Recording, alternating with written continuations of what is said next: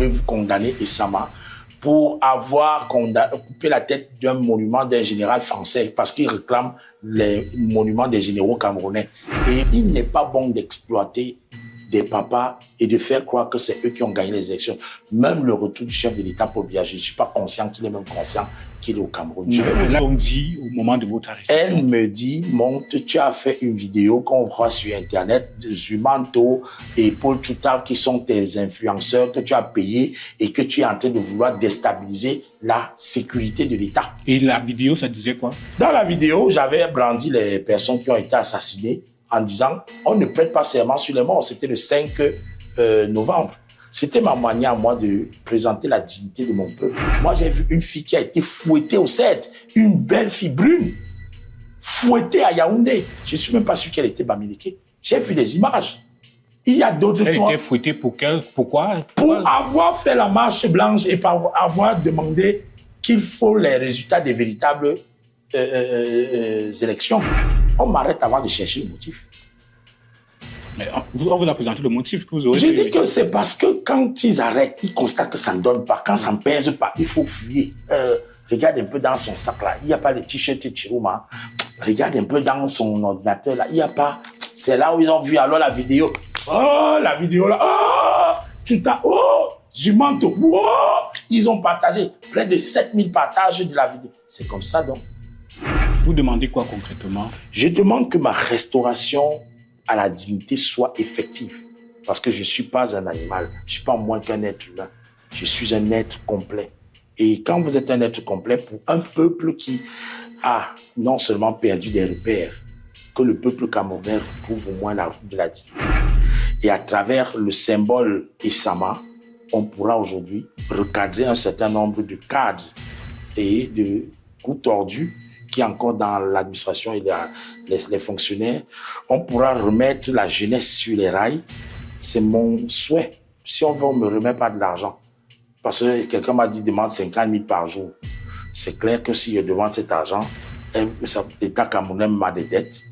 Mais qu'on accepte les monuments au Miobé, Ernest Wandi, qu'on mette les universités, les aéroports, qu'on enlève l'hôpital La Quintini Jean, on met l'hôpital Félix Roland Mounier, ça va permettre que Essama, dans son soulagement moral, mental, de toutes les luttes que j'ai menées, je serai un peu apaisé.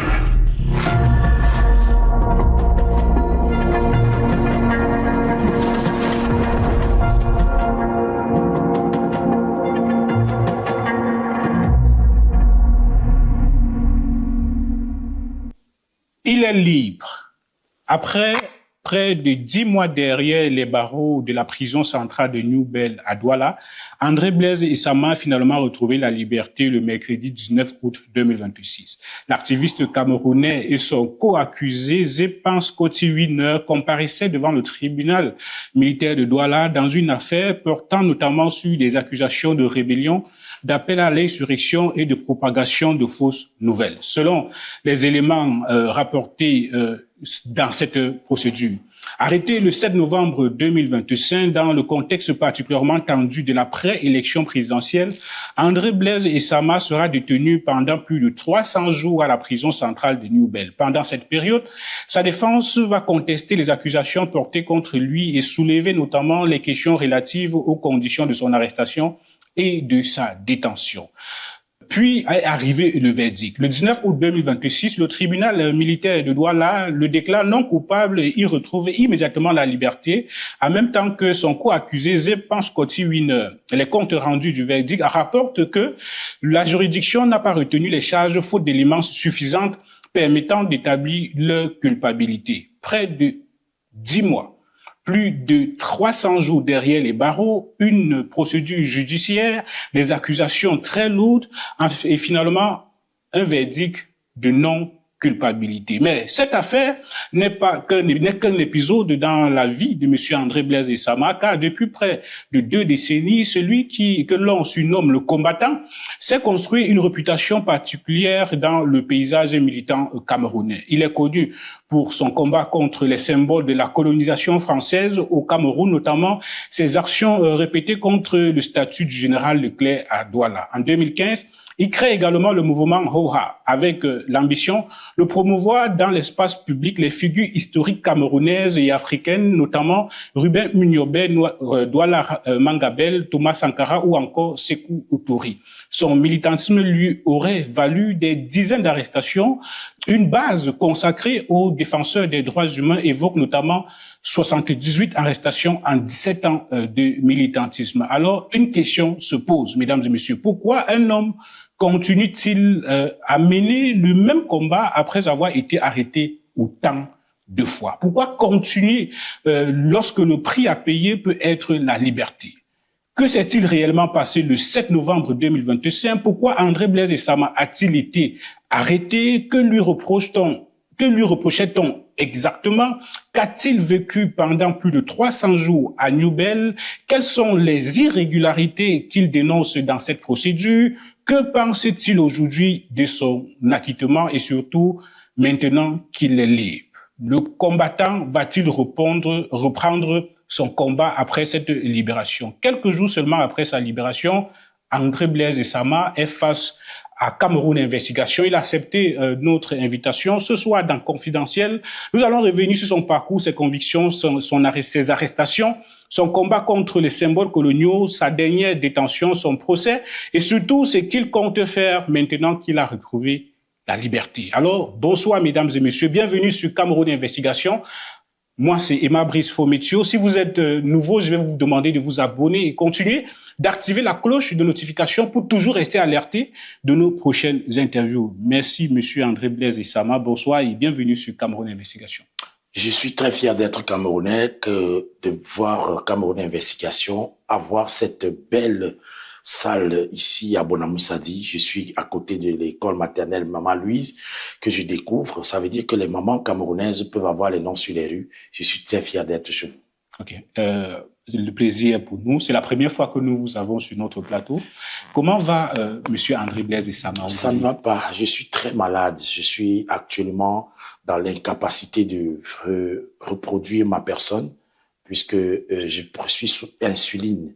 Je prends avec le docteur Bikaï, docteur Ken, des produits qui affectent non seulement ma physionomie, ma psychologie, et je suis même pratiquement réduit à être affaibli toute la journée. Donc, je suis en train de faire un grand effort quand j'ai su que votre besoin, c'était d'éclairer l'opinion publique. J'ai tout fait pour ne serait-ce qu'avoir un tout petit peu de force pour être là. Mais sinon, je suis très mal en point. Et je profite pour dire vraiment merci à tous mes médecins. Beaucoup sont en train de travailler bénévolement. Beaucoup sont en train de travailler même, je n'arrive pas à payer les factures. Ce que j'ai pu avoir comme aide quand j'étais en prison, c'était énorme. Ça m'a complètement vidé. Raison pour laquelle, en ce moment que je suis déclaré non coupable, j'aurais souhaité que nous soyons dans un réel pays de justice. Je pense que pour parler de justice dans un pays, on ne parle pas de laisser des innocents en prison pendant 300 jours. Ok, donc vous avez fait 300 jours. Vous êtes plus de 300 jours. Plus de 300 jours. Vous êtes sorti de là brisé ou bien plus fort? Ma réponse va être mitigée. Je sors plus dangereux même, parce que la dangerosité de l'accusation, apologie d'atteinte à la sûreté de l'État, c'est très dangereux de considérer un amoureux du Cameroun comme un ennemi du Cameroun. C'est très dangereux parce que ceux qui m'ont accusé, réellement, entre eux deux, il faut qu'on trouve qui est le véritable ennemi. Donc, je sors dangereux parce que je me rends compte que nous avons tellement fait confiance à certains fonctionnaires que nous nous sommes laissés manipuler. Et aujourd'hui, je ne vois pas un jour et ça m'a en train de prendre la tasse et de boire avec certaines personnes parce que nous sommes dans un pays criminel. C'est un crime que d'avoir osé, d'avoir souhaité que je sois condamné au tribunal militaire de mon pays. Ça me rappelle Ernest Ouandi qui, lui, l'a été injustement. Donc vous avez été traduit, vous n'avez pas été condamné, vous avez été libéré. Permettez-moi, je vais essayer de dire, parce que quand je constate que Ernest Ouandi, Amadou Ahidjo avait tout fait également pour le mettre là-bas, pourquoi répondre aux besoins de Pompidou? Il fallait en 1970 faire un cadeau d'anniversaire à Pompidou. Et le 15 janvier 1971, il a été fusillé. Moi, c'est ce qu'on a préparé pour moi. Je devais être fusillé. Le simple fait de faire la communication, parce qu'à l'époque, en 71, il n'y avait pas Internet, WhatsApp, Facebook et tout. Mais vous savez très bien qu'en 2026, tout le monde a eu peur de rendre même visite à Issama.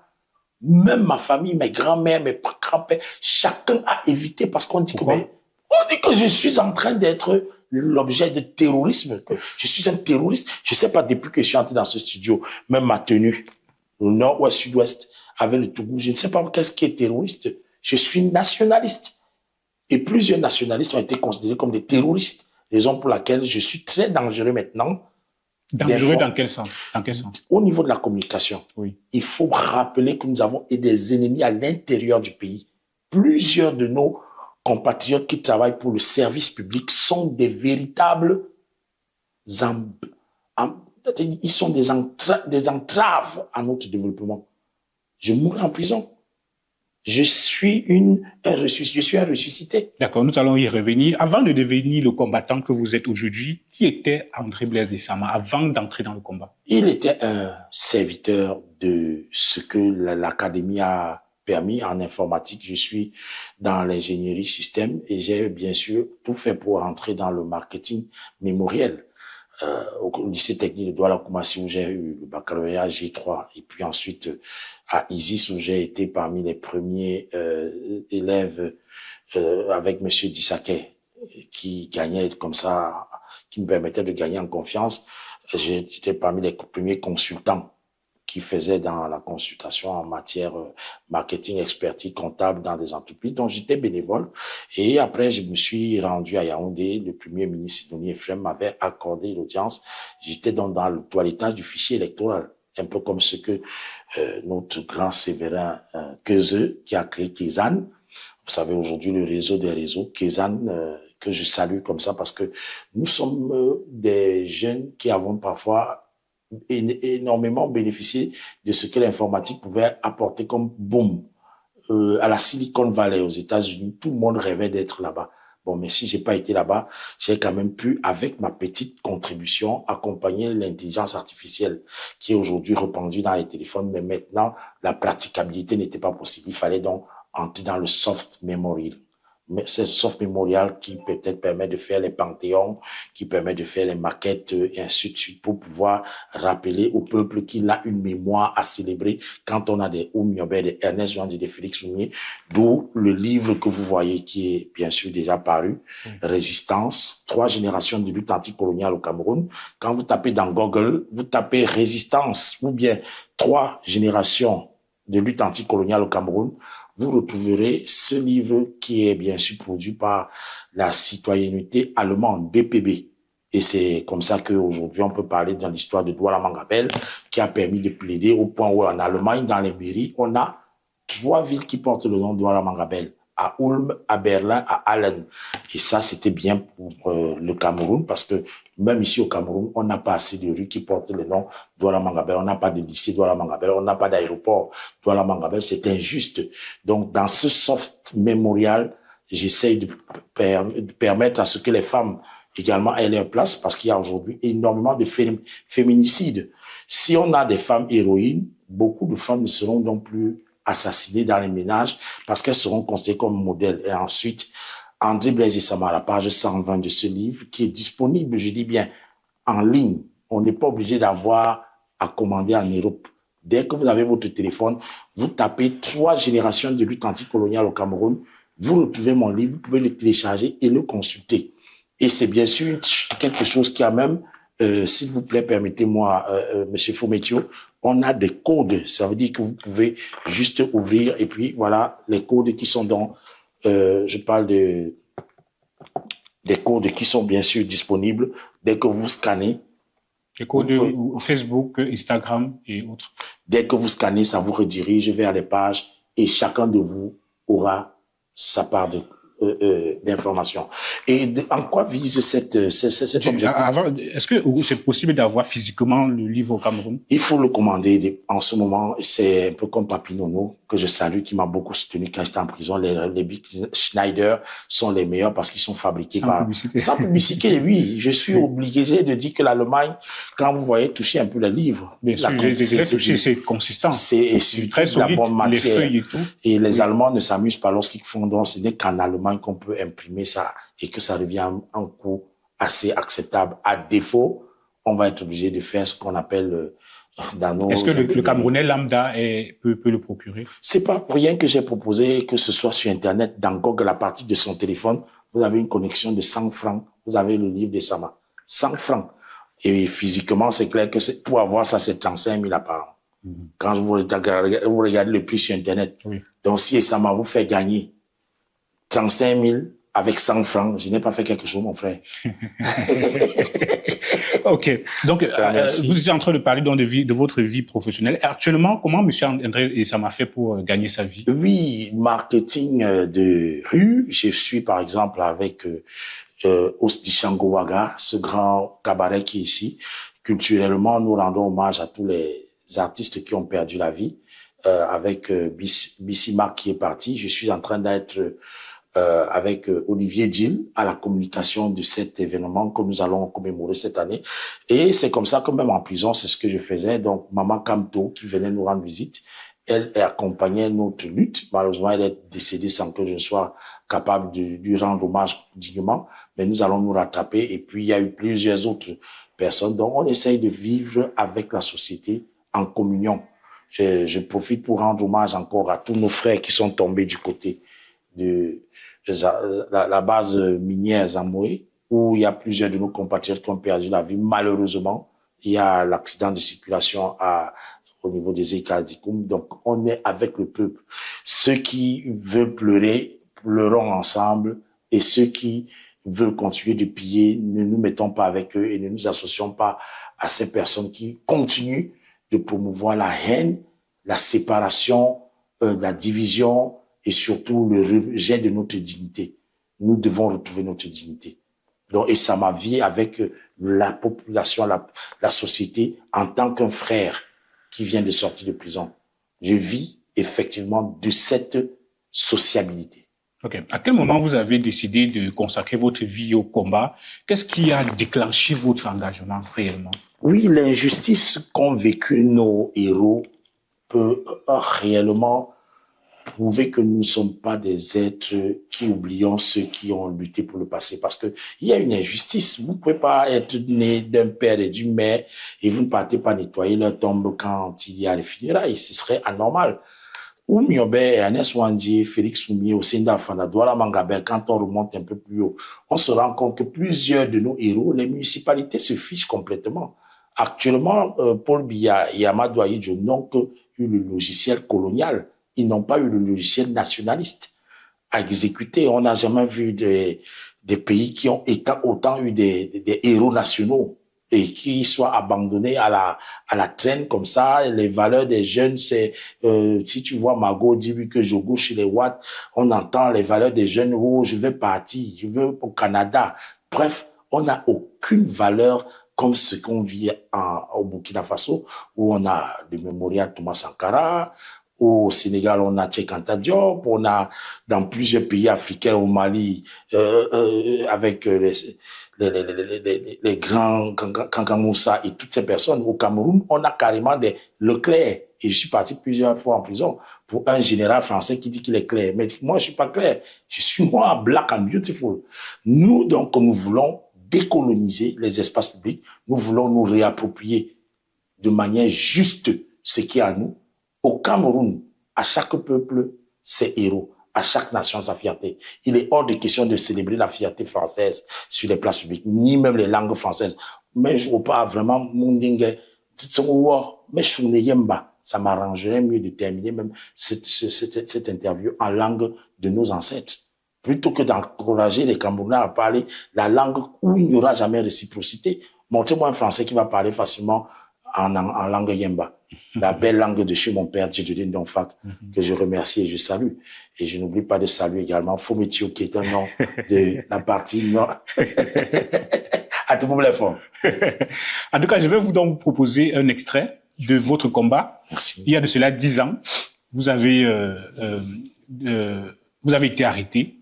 Et je vais vous proposer un reportage pour que nous puissions continuer et que les téléspectateurs puissent se comprendre ensemble dans quoi nous allons évoluer ici, là. Ici, le monument du général Leclerc à Bonanjo à Douala. Sa tête manque à l'appel, malgré la barrière de sécurité.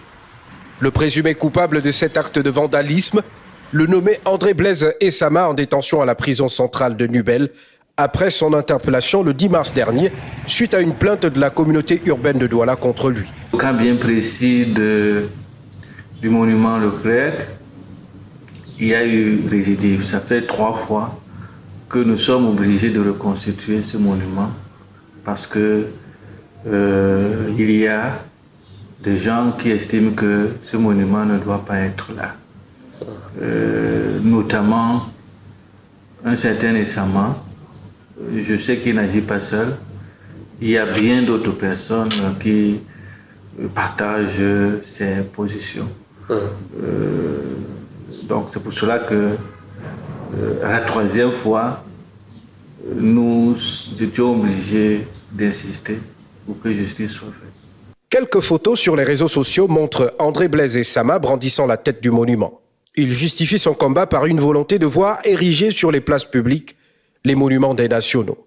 Nous l'avons rencontré il y a quelques semaines en prison, mais il reste libre dans sa tête. Ça appartient à la France et la France serait fière de garder ce monument Leclerc à l'ambassade de France ou au centre culturel français, ce qu'on appelle aujourd'hui Institut. Personne ne sera entré là-bas. Ces places publiques, ces rues publiques, c'est pour la fierté du peuple camerounais. À la place du général Leclerc, André Blaise Essama aimerait voir le monument de Oumniobé. Celui-ci existe même déjà et c'est l'œuvre d'une association d'artisans dénommée Amish Art. Le monument a été fabriqué à Fumban, acheminé à Douala et n'attend plus qu'à être érigé. C'est du laiton et du bronze que les forgerons de Fumban, mon équipe, on a eu, mais l'idée est venue d'avoir ce premier monument parce qu'il y a les autres. C'est nos héros. Le chef de l'État, la dernière fois, les a réhabilités. Donc on ne le fait pas, on n'a pas peur de le faire à qui que ce soit, voilà. La communauté urbaine de Douala, à ce sujet, apporte des précisions. Oumniobé a déjà une rue, la rue Oumniobé, qui passe des brasseries du Cameroun, traverse un commande jusqu'au marché central. Tous ceux qui disent qu'ils ont déjà un monument déjà près de Oumniobé, j'ai dit je ne suis pas contre. J'ai même soutenu le dossier auprès de la commission urbaine de dénomination des rues et des espaces qui donnent leur avis. L'avis est favorable, mais ce monument va être à un point que nous allons trouver sur la rue Oumniobé. On n'a pas besoin d'aller enlever un monument historique pour mettre un autre, sans qu'il y ait une raison valable.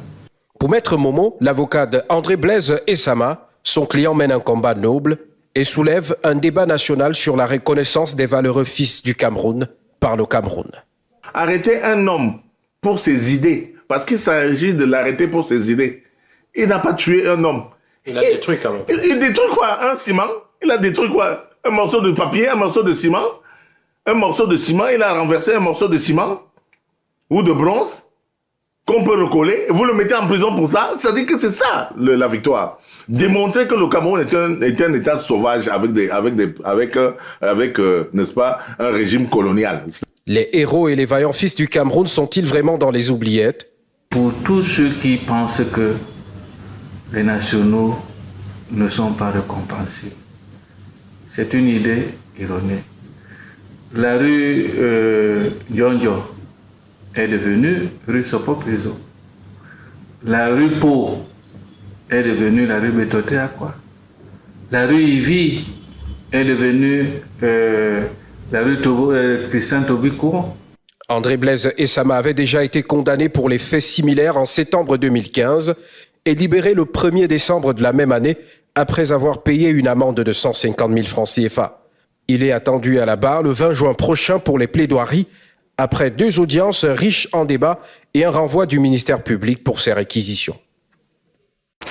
Alors, vous nous venez de suivre un extrait, M. André Blaise Issama. Est-ce que vous pouvez réagir par rapport à ce que vous venez d'écouter? À l'époque, M. Junior Tanon, qui est journaliste à Canal 2, a eu le courage de braquer la caméra à l'intérieur de la prison, ce qui n'est pas possible facilement. Et vous savez que... Et là, il a été nationaliste parce que même les administrateurs de prison ont été nationalistes. Ça veut dire que le Cameroun en avait marre. On ne peut pas prendre la caméra à une procédure qui est encore en cours et tu braques pour donner à l'accusé. Ça veut dire qu'ils étaient complices. En principe, Canal 2 devait être fermé, sanctionné par le CNC. Si vous voyez dans tous ces risques qui ont été pris, c'est pour dire que le Cameroun s'est rendu compte que nous avons une justice qui n'est pas une justice au nom du peuple camerounais. Pourquoi vous êtes particulièrement attaqué au statut du général Leclerc? Que représente-t-elle pour vous? C'est un bourreau, c'est un militaire français. Il faut rappeler que nous ne sommes pas en France ici, nous sommes au Cameroun. Nous avons des généraux. Général Douala Massango, général Kodji Jacob. Si c'est l'affaire des généraux qui sont morts, nous en avons plein. Plein de nos généraux. Il y a le lieutenant Donkin qui est décédé du côté de l'extrême nord quand il y avait les attaques de Boko Haram. Il y a plusieurs de nos généraux à honorer. Mais tant que tu n'as pas la nationalité camerounaise et tu ne justifies pas d'être sacrifié pour le Cameroun ne te doit rien. Et quand on constate dans ton CV, toi, Philippe Hautecloque, alias Général Leclerc, que tu es en plus un négrophobe, c'est-à-dire quelqu'un qui détestait les Noirs en constatant qu'un Africain ne peut pas avoir le grade de sergent-chef. C'est à l'armée camerounaise que je m'adresse. Ce monument vous insulte. Est-ce qu'aujourd'hui, en 2026, ce monument est toujours là? Il est même protégé par une grosse barrière d'à peu près 50 millions de francs, investis par M. Ntoné, malheureusement, qui a interrogé sur sa nationalité réelle, puisque plusieurs de nos dirigeants ont les nationalités françaises. Donc, ils font ce que j'appelle le mariage incestueux de 2 nationalités, mais ils privent les nationaux camerounais d'avoir des héros nationaux en nous étouffant avec des bourreaux. Puisque quand on parle de ce Philippe Hautecloque, qui était un capitaine, il n'était jamais général, il s'est autogradé ici à Douala, il est arrivé sans papier. C'est ce monsieur-là qui doit être honoré en plein Bonanjo, devant la cour de Douala Mangabel, le héros national. Douala Mangabel n'a pas de monument. Ça ne fait rien dans la tête de quelqu'un de savoir que vous avez vos propres héros comme Douala Mangabel. C'est sur sa cour qu'on vient mettre le fétiche totem d'un Français qui est même en plus, si vous regardez son penchant sexuel, vous allez vous rendre compte que c'était des gens très, très dangereux dans des associations occidentales. Donc, si vous voulez, j'en parle. C'est des francs-maçons, c'est des résolutions qui, effectivement, veulent mettre des égrégores de leur association. Et moi, je ne suis pas dans l'association. Nous sommes le Ngondo, nous sommes le Nyang-Nyang, nous sommes le Ngwen, mais moi, je ne connais pas la franc-maçonnerie, je ne connais pas les Rotary International et Lions Club. Moi, nous sommes nationalistes. Et nos égrégores, notre spiritualité doit répondre de notre identité culturelle. Il est important que ce soit respecté pour que le peuple ne soit plus sadomaso. Okay. Certaines personnes vous accusent de vandalisme lorsqu'ils parlent de vos actions contre ces monuments. Quelle réponse vous leur donnez? C'est de l'ignorance, puisqu'il s'agit pour moi de la symbolique, de démonter le monument d'une personne négrophobe, c'est la salubrité publique. C'est un peu comme Issakam qui vient nettoyer. Vous ne pouvez pas être dans votre chambre, vous avez votre femme, vous mettez la femme qu'elle ne connaît pas, qui vous a même peut-être empêché, et puis elle est la femme légitime, elle vous fait des enfants, vous ne mettez jamais sa photo. Ben, c'est ce qu'on appelle une femme qui a accepté d'être la patate, Nos héros se sont battus pour le Cameroun, c'est eux qui doivent avoir les places publiques. Il n'est pas question pour nous, peuple camerounais, d'accepter les bases militaires françaises, étrangères, anglaises, allemandes. Nous avons nous-mêmes nos enfants qui sont Fonga, nous, Francis. Nous avons des gars forts physiquement. Moi-même, c'est le Roha.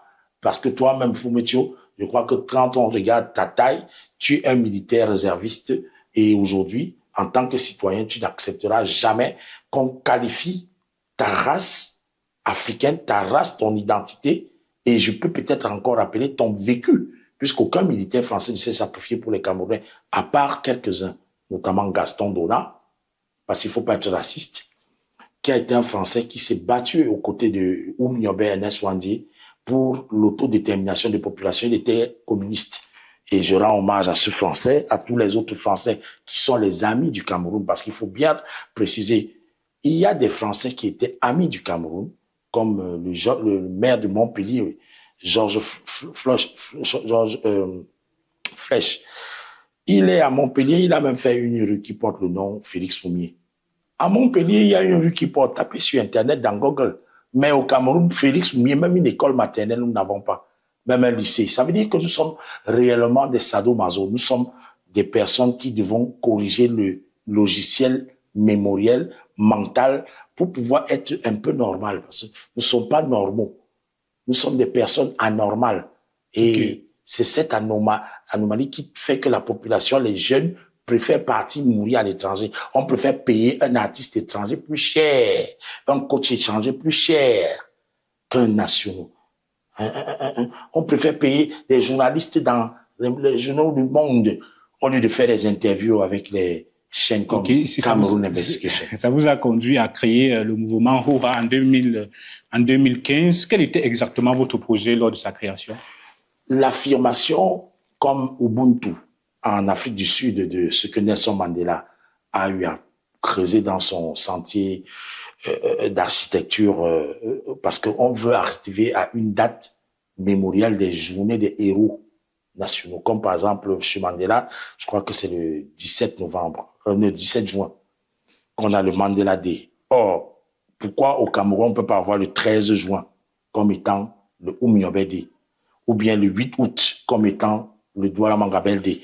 Il suffit seulement pour nous d'avoir la volonté politique que l'Assemblée nationale, par exemple, donne une possibilité à notre peuple de se ressourcer auprès des véritables héros. Et les enfants ne seront plus aliénés à la sauce coloniale, à porter les Gucci, les Versace.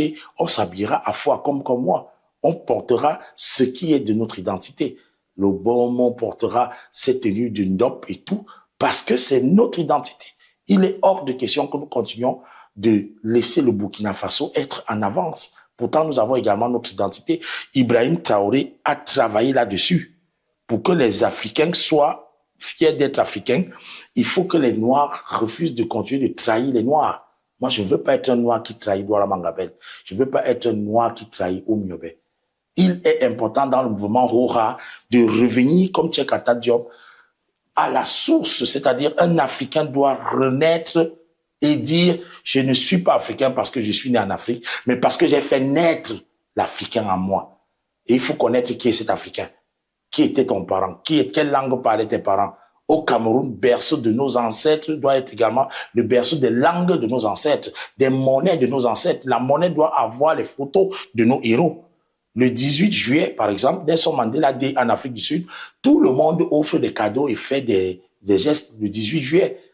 À Mandela Day, c'est pratique. Pourquoi au Cameroun, on ne peut pas avoir le 13 septembre, en mémoire du 13 septembre 1958, où la France a humilié le Cameroun. On a assassiné, traîné au sol, Ruben Oumniobé, le père de l'indépendance, qui est parti aux Nations Unies plusieurs fois avec les Bwendé, accompagné par le financement de plusieurs grands hommes de ce pays qui ont vu la grandeur de ce pays qu'on ne devait plus être dans le Djorbassi. Nos parents faisaient le travail forcé. Les Allemands nous obligeaient à travailler sans salaire. Mais pourquoi nous ne voulons pas nous servir de ce chantier qu'ont tracé nos pères fondateurs pour que le SMIC, cette nation qui est riche, soit 800 000 francs par mois? Le Cameroun peut l'avoir. On a des ressources. Pourquoi continuons de laisser le Cameroun être dirigé par la monnaie française? Je parle de l'Élysée, je parle de ces ministres français, monsieur Sébastien, ces journées, les ministres français qui sont trucs au sexuel là. Hein? Stéphane Séjourné, qu'est-ce qu'il fait dans notre économie? Nous n'avons rien à foutre avec ce Stéphane Séjourné. Il n'a qu'à s'occuper des affaires de la France. Nous avons des économistes comme Osende Castor Afana, qui a créé la décolonisation monétaire. Pourquoi nous devons-nous pas rêver grand? Il a été décapité à Bolundu. C'est leurs photos qui doivent être sur les billets que nous utilisons. Et il est temps pour nous, quand on parle de souveraineté, d'attachement aux valeurs d'indépendance, qu'un Africain ne soit plus un esclave quand nous avons toutes les richesses, que ce soit le bois, les ressources minières, pétrolières. Quelle est cette Afrique autant scandaleusement riche, mais quand on regarde le développement, les routes, les hôpitaux, même certains de nos dirigeants continuent, comme Paul Biya, d'aller se soigner plus de 71 jours en Europe. S'il faisait ces jours de soins... Le cabinet civil a dit qu'il n'était pas là pour se soigner. Et ce qui est très intéressant, c'est que son âge aussi, Monsieur Samuel Bondayolo, va lui-même être très coincé dans ses déclarations. Parce que quand il le dit, prouvez-moi qu'à 93 ans, avec ce que nous connaissons comme... Moi, j'étais dans la cellule des vieillards à la prison centrale. Un papa de 83 ans là-bas, nous, on le lave. C'est moi qui le lavais tous les jours. Donc, quand on manipule et on fait croire que... C'est vrai que le corps humain n'est pas constitué des mêmes forces. Je peux répondre en disant seulement que nous ne sommes pas éternels. Ne soyons pas égoïstes. Quand Dieu vous a déjà donné 43 ans, n'ajoutez pas plus, n'en rajoutez pas plus. Ne faites pas comme si vous êtes le seul. Parce que dans d'autres pays, comme au Ghana, on célèbre la transition, on célèbre l'alternance, on fête ça. Au Bénin, on fête. Mais au Cameroun, c'est un crime. Ok, donc vous souhaitez donc voir davantage les monuments consacrés à Ruben Unyobé, Douala Mangabel, Thomas Sankara, Sékou Touré et d'autres figures africaines. Quelle mémoire voulez-vous transmettre aux générations futures? Toutes ces personnes dont vous venez de citer et d'autres ont lutté avec des idéaux très, très sérieux. C'était des nationalistes. Beaucoup sont morts. Beaucoup ont versé leur sang. Qu'est-ce que vous pensez de ce qu'on appelle l'architecture spirituelle des églises et des religions? Allez en Inde. Dans les films indiens, on dit signer indien. Pourquoi? Parce que beaucoup ont versé le sang que vous n'allez pas nous coloniser. Et c'est ce qui fait en sorte que les Indiens sont très grands. Vous avez vu leurs informaticiens, vous avez vu leur pays, et ils sont très forts, intelligents. Les Indonésiens, pareil. Nous allons en Chine. La Chine a énormément d'amour pour Mao Tse-tung, parce que l'idéal, les idéaux de leur père fondateur sont des idéaux de grande valeur, comme Oumyobé, dont nous avons la valeur ici, que nous avons piétiné. Oumyobé pouvait prendre l'argent pour dire à la France, OK, la capitale du Cameroun, c'est Ezeka. Les Français ont proposé. Oumyobé a refusé. Mais il est hors de question que nous trahissions nos ancêtres. Donc, mettre ces monuments, c'est mettre également leurs idées. Dessine ton héros sur le mur, ses idées reviendront. Okay. Vous vous approprierez de leurs idées parce que elles sont bénéfiques pour vous. Vous prononcerez leur nom. Les Grégor, le simple fait pour Cameroun Investigation, que je prononce le nom Ruben Oumyobé. Saisissez un peu Google et mettez au vocal. Vous prononcez le nom Ruben Oumyobé. Il est connu. Mais au Cameroun, très peu connaissent qu'il est né le 10 avril 1913, qu'il a été assassiné par l'armée française et que c'est l'armée française qui est donc véritablement notre ennemi. Et quand tu ne connais pas ton ennemi reviendra sous une autre forme avec les affaires d'aide.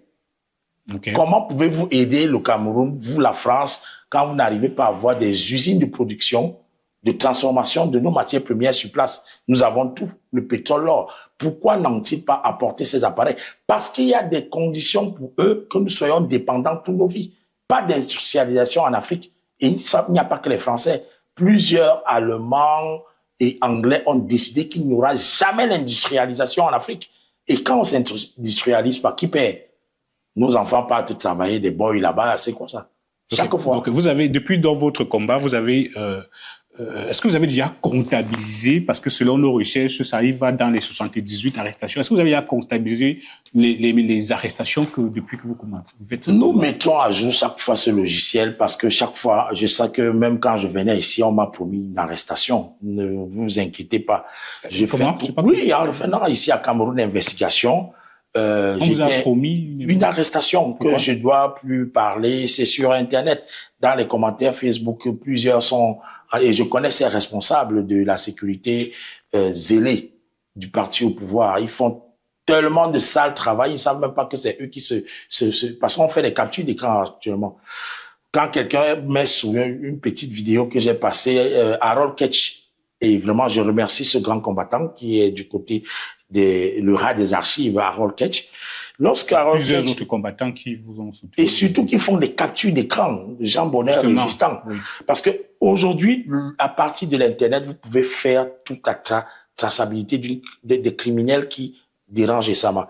Allez voir les commentaires. Plusieurs de ces gens qui étaient de mes bourreaux ont écrit, mais ils ne savent pas qu'on a fait la capture. On attend le bon moment. Il y a des commissions en réparation au niveau de la Cour suprême que je vais bien sûr saisir pour obtenir réparation sur tous les torts. Parce que toutes ces prisons que je suis en train de faire... Nous allons y arriver, Monsieur Sama. Est-ce que vous confirmez donc les 78 arrestations depuis... Elles sont plus nombreuses. En 78 arrestations, c'était en 2022. Nous sommes en 2026. OK. Donc, ce que je suis en train de vous faire savoir, j'ai énormément été arrêté de façon arbitraire, sans... Parfois, on ne consignait même pas dans la main courante. Mais allez dans les commissariats, vous allez voir plusieurs mains courantes et même mon nom écrit sur les murs. C'est ainsi que moi, je faisais tout pour comptabiliser. Parce que parfois, ils disaient que non. Et c'est même dans la cybercommunication que j'ai trouvé qu'il fallait désormais, chaque fois que je suis arrêté, mettre sur mon fil de Facebook. Et on a fermé plusieurs de mes pages Facebook, mais je continue. Donc, la comptabilité est traçable. D'accord. Après autant d'arrestations et plusieurs séjours en prison, pourquoi continuez-vous? Qu'est-ce qui vous donne la force de continuer, Monsieur Sama? Comme vous l'avez compris, je ne suis que le petit tricheur de Oumiobe. Appelez-moi le tricheur de Ernest Wandi. Appelez-moi l'homme qui adore tricher Castor Sindafana. Et vous ne pouvez pas être leur tricheur sans suivre leur pas. Leur pas, ce n'était pas d'abandonner la lutte. Leur pas, c'était de mourir pour la patrie. Que savez-vous de ma fin? Peut-être c'était comme Anissé Kane, à qui je rends hommage, qui a dit qu'il préfère mourir dans la lutte pour le changement que de mourir de typhoïde. C'est pas le diabète qui va me tuer que je serai très heureux. Je serai très heureux que comme on a déjà touché le diabète dans le corps, que je meure dans le combat. C'est ça qui me donne envie, parce que chacun choisit la qualité de mort qu'il veut. Moi, je suis pas obligé de mourir au pouvoir comme Paul Biya, incapable de servir le peuple. Incapable, quand tu es rejeté par le peuple, tu forces avec les Kamke, on t'accepte d'être président alors que tu es dans... Non, mais là, vous n'avez pas les preuves.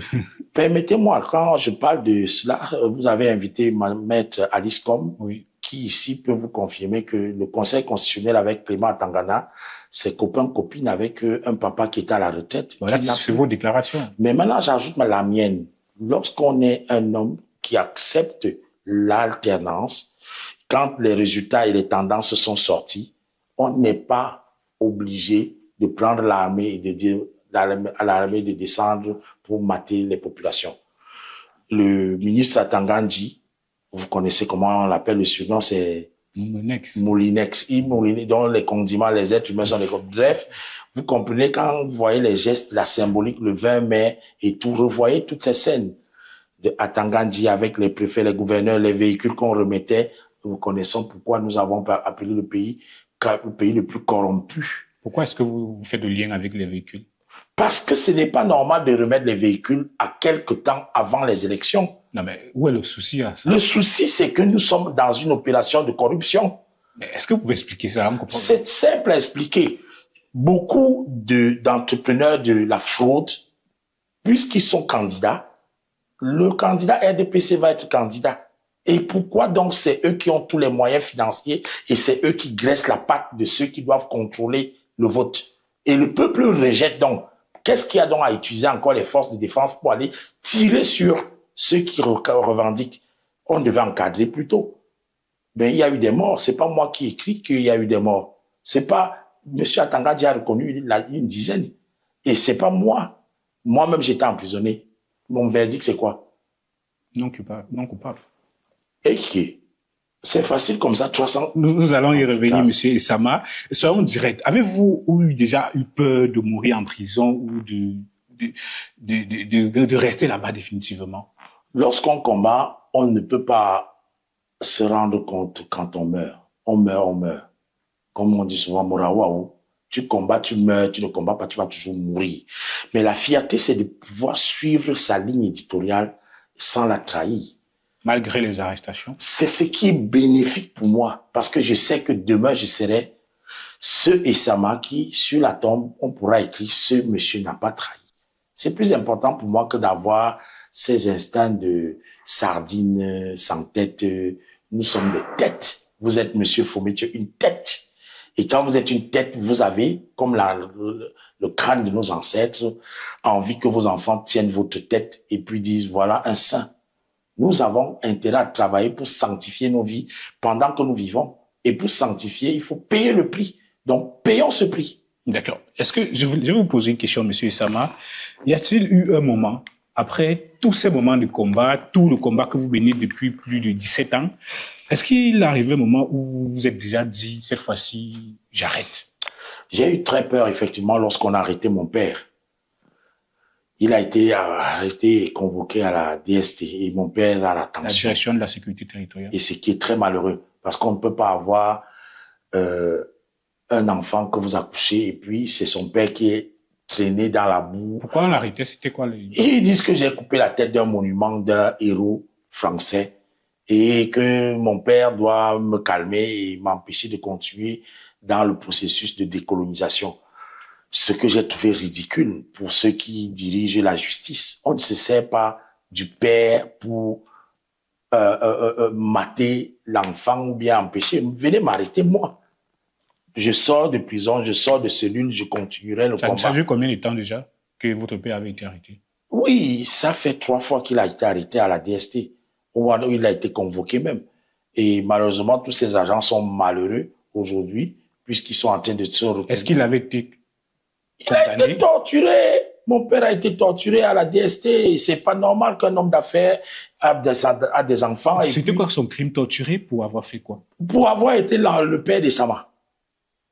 Ils sont venus dire, oui, monsieur, nous connaissons que c'est vous le père d'Essama.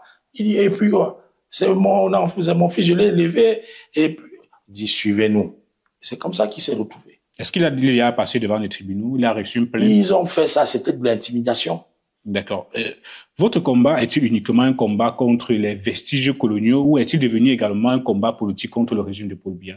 Je pense que nous ne pouvons pas dissocier les deux, puisque les maires sont à l'allégeance de la mentalité, pour ne pas dire le système france-africain. Aujourd'hui, on a nos ministres de défense, les secrétaires d'État à la défense qui se courbent carrément quand un militaire français arrive à l'aéroport. Si, je dois en parler. J'ai vu les images. Vous êtes également, vous êtes journaliste. On n'a pas vu ce combat. Permettez-moi de vous dire que c'est honteux pour l'armée camerounaise de ne pas être comme l'armée du Burkina Faso. Il y a réciprocité. Quand Thomas Sankara disait à De Gaulle... La différence, c'est quoi, monsieur Sama? Il y a une différence toute nette. Vous ne pouvez pas être Gara Setoga. Vous arrivez à l'aéroport pour accueillir votre confrère et puis vous êtes carrément dans les courbettes, ça ne va pas. Expliquez, ça veut dire quoi les courbettes? Vous ne devez pas faire allégeance à l'armée d'une autre nation. Votre nation doit être digne.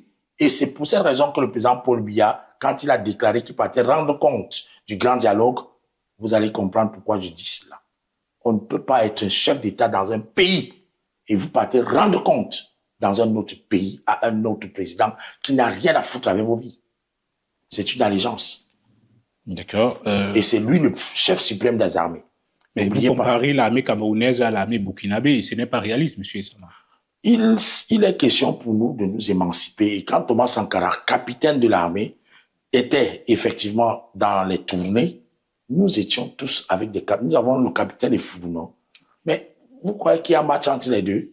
Il n'y a pas match. Nous avons une armée, malheureusement, qu'il faut encore renforcer dans un sentiment pur nationaliste, comme les Oumyobé. Parce qu'en réalité... Est-ce que vous croyez que l'armée camerounaise n'a pas ce sentiment-là? Pas encore assez. Et il n'y a que peut-être... Et je crois que ce président du tribunal qui m'a jugé, il n'était même pas militaire, c'était un civil. Quels sont les éléments qui vous permettent de déclarer ça? Il y a ce que j'appelle la souveraineté, lutter pour le pays et n'est que mettre les intérêts du pays en avant. Comment pouvez-vous condamner Essama pour avoir coupé la tête d'un monument d'un général français parce qu'il réclame les monuments des généraux camerounais? Et monsieur Sali, qui était général ici à Douala, il me dit, monsieur Essama, j'ai mon petit arrangement avec le consul de France. Là, on va seulement faire... Le général Salim me dit ça, pourquoi? Qu'est-ce qu'il a à faire singer nos militaires, nos anciens combattants le 11 novembre pour l'armistice française au niveau de la poste d'Aqua, la poste Bonadjo. Jusqu'à on prend nos militaires. Tous les 11 novembre, l'armistice française est célébré, pas parce qu'il y a réciprocité. Notre défilé militaire le 20 mai, on ne peut pas le faire à Paris, à la place de la Bastille. Pourquoi est-ce que le 14 juillet, les dates françaises sont célébrées au Cameroun, à tel point où on prend et toute notre armée pour faire les salam alek aux Français? C'est un peu honteux, non? Il y a une coopération entre le Cameroun et la France. Il y a une différence entre coopération et des processions. Quand vous êtes dans la procession, il y a ce que la réciprocité. Si votre armée m'accorde votre 14 juillet à la place Bonadjo parce qu'il y a vos militaires, il faut également que en Paris, il y ait un monument au Miobé qui soit placé et que l'armée camerounaise, l'ambassadeur du Cameroun en France procède avec notre armée également pour pouvoir appeler même certains Français pour défiler les élèves d'abord en France. Ils doivent sortir. C'est ce que j'appelle la souveraineté. On ne peut pas être souverain lorsqu'on est laxiste. Il n'y a pas d'amitié entre peuples, il n'y a que d'intérêt. D'accord. Vous avez donc à plusieurs reprises affiché votre proximité avec certains acteurs de l'opposition. Êtes-vous un militant politique engagé ou considérez-vous que votre combat dépasse les partis politiques? Nous tous sommes politiques puisque tout est politique. Oumyobé disait, si tu ne fais pas la politique, elle va te faire. Oui, exactement. Et prenez en exemple l'alternance et le changement que nous souhaitons. C'est un changement parce qu'il y a d'abord, la morale. Il n'est pas bon d'exploiter des papas et de faire croire que c'est eux qui ont gagné les élections. Même le retour du chef de l'État Paul Biya, je ne suis pas conscient qu'il est même conscient qu'il est au Cameroun. Là, c'est ce que vous dites. Je vais le prouver. Voyez-vous, les Lions indomptables du Cameroun ont été champions. Elles ont gagné, elles ont été logées à l'hôtel Montfébé. Mais pouvez-vous me dire, en réalité, si on a un championnat féminin au Cameroun? Il en existe. J'ai dit championnat dans le sens que vous, monsieur Fometio, vous avez payé un ticket. Vous êtes parti dans un stade voir les filles comme Bina jouer. Vous avez déjà un jour dit la vérité. Monsieur, c'est pour dire que nous sommes des manipulateurs. Nous sommes des manipulateurs. On aurait bien voulu voir Brenda Biya en train de dire, papa, effectivement, ces filles, on les aime parce qu'elles sont braves. J'ai joué même avec elles. Puisque Brenda Biya est une... elle peut ne pas être fan de football. Je suis d'accord, mais je suis sûr comme elle est grande rappeuse, oui, King Nasty, elle peut aller faire un petit show pour encourager les filles à... Mais ce qui est très intéressant, c'est que ce soit la FECAFOOT, on n'a vraiment pas un championnat qui tourne à plein régime pour donner la vérité de ce qu'on est en train de faire comme manipulation. Voilà, les filles qui ont gagné la Coupe d'Afrique des Nations, oui. Il y a cela quelques jours au Maroc, elles sont plusieurs qui sortent du championnat camerounais, du championnat local. Je suis en train de vous faire savoir que la pépinière n'est pas renouvelée. Et sincèrement, disons la vérité, nos quartiers n'ont pas de terrain. On a vendu tous les terrains. Les préfets, les sous-préfets ont arraché tous les terrains. Pour faire quoi? Ben, pour vendre. Aujourd'hui, c'est pas moi le foncier. Le foncier, bien. Non, mais il y a des fonctionnaires véreux. C'est pas parce que il n'y a pas, depuis le Conseil de la magistrature suprême, et puis, il y a des scandales. Rappelez-vous de ce qui s'est passé à Dikolo. Rappelez-vous de ce qui se passe encore même entre le préfet et le gouverneur de la région du littoral. C'est pas moi qui dis. Je vous dis qu'il y a des scandales. Et quand la maison est sale, c'est parce que à la tête, il y a quelqu'un qui est fatigué. Il ne peut pas faire tout. Il a déjà un âge très avancé, 94 ans bientôt. Et on ne peut pas, à 94 ans, quand tu avais 50 ans, tu pouvais faire. Mais non, soyons honnêtes. Dieu lui a donné grâce de vivre. Mais maintenant, cette vie, qu'il ne soit pas en train de la monopoliser contre notre intérêt de voir du nouveau Cameroun dont nous rêvons. Il est temps pour nous qu'il sache que nous n'allons pas nous laisser faire. À Douala, moi, je ne me suis pas laissé faire. Et je comprends pourquoi j'ai été plusieurs fois arrêté. Mais je vais vous dire, je suis un libre penseur. Je ne suis pas un casseur. Et c'est les penseurs, malheureusement, qui partent en prison. Pourquoi? Libéré par Femfoum. Libéré Ndjekam Kameni. Il a une école. Libéré toutes ces personnes qui ont été arrêtées dans la crise post-électorale. Libérez-les parce que ce sont des penseurs. On n'arrête pas la pensée. On ne ferme pas la pensée dans un mur. D'accord. Revenons donc sur les arrestations. Vous avez été arrêté le 7 novembre 2025. Revenons donc sur cette date précisément.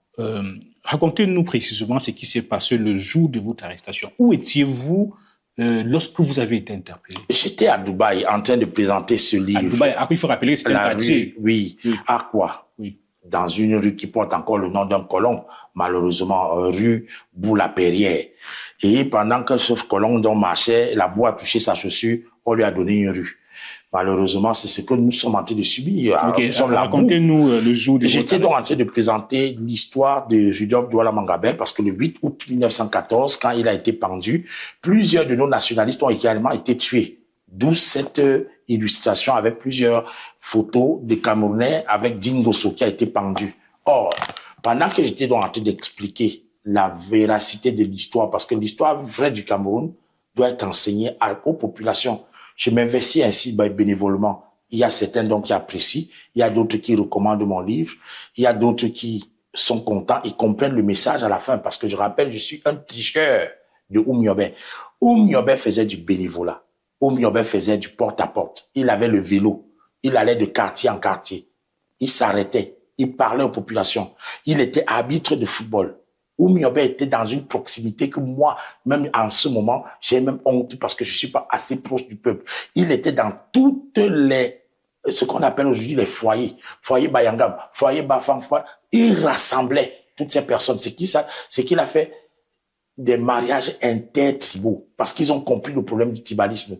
Il n'y avait pas de moyens. Donc moi, c'est ce que je fais aussi avec toutes les classes sociales. La haute classe, la basse classe, la classe moyenne.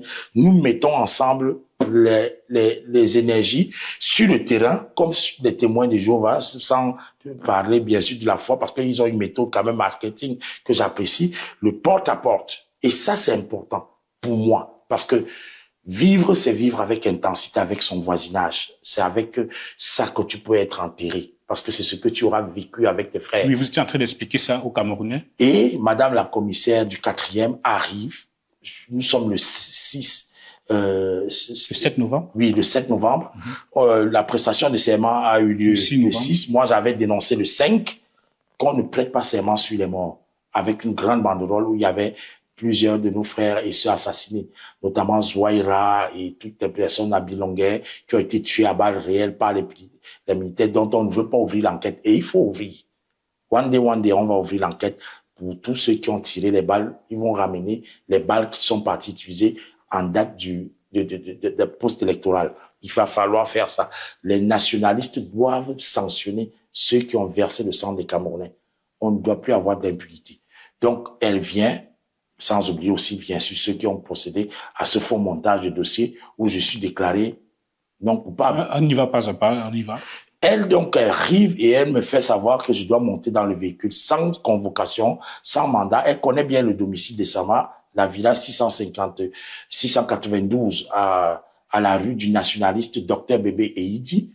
Personne ne va ignorer que quand vous tapez dans Google la rue du Dr Marcel Bébé Eidi, vous localisez très bien la maison de Sama, la villa 692. Les policiers sont entrés là-bas plusieurs fois le jour du scrutin parce qu'ils disent qu'ils veulent m'empêcher de faire le décompte à l'école publique d'Aqua où j'ai voté. C'est anormal d'abord. La police n'a pas à m'empêcher de faire des comptes. Puisque toute personne qui vote a le devoir de revenir. Il y avait une volonté de cacher quelque chose. Bien sûr, c'était parce que le résultat était défavorable. Partout, école publique d'Edo, école publique d'Aqua, école publique Bali, partout, ils ont été massacrés. Donc, ce que le Conseil constitutionnel à Yaoundé a fait, ils n'ont que prononcé en faveur de Paul Biya. Permettez-moi. Permettez-moi, c'est de ça dont il s'agit. Vous n'avez pas les éléments qui permettent de... Voici le premier élément. Oui. Le nombre de jours des résultats ne doit pas être assez long quand on a un pays qui utilise pour le moment, permettez-moi, je parle de l'Android que nous avons. Nous avons par exemple Séverin Kézé. Monsieur Kézan, en une journée, pour vous rendre les résultats des élections, pareil en Côte d'Ivoire, en une journée, vous pouvez rendre les élections présidentielles même de 500 millions. Au Nigeria, ils sont combien? On rend les résultats en combien? Donc, quand moi, je vous invite à comprendre que la volonté de ce que Monseigneur Christian Toumi disait mascarade.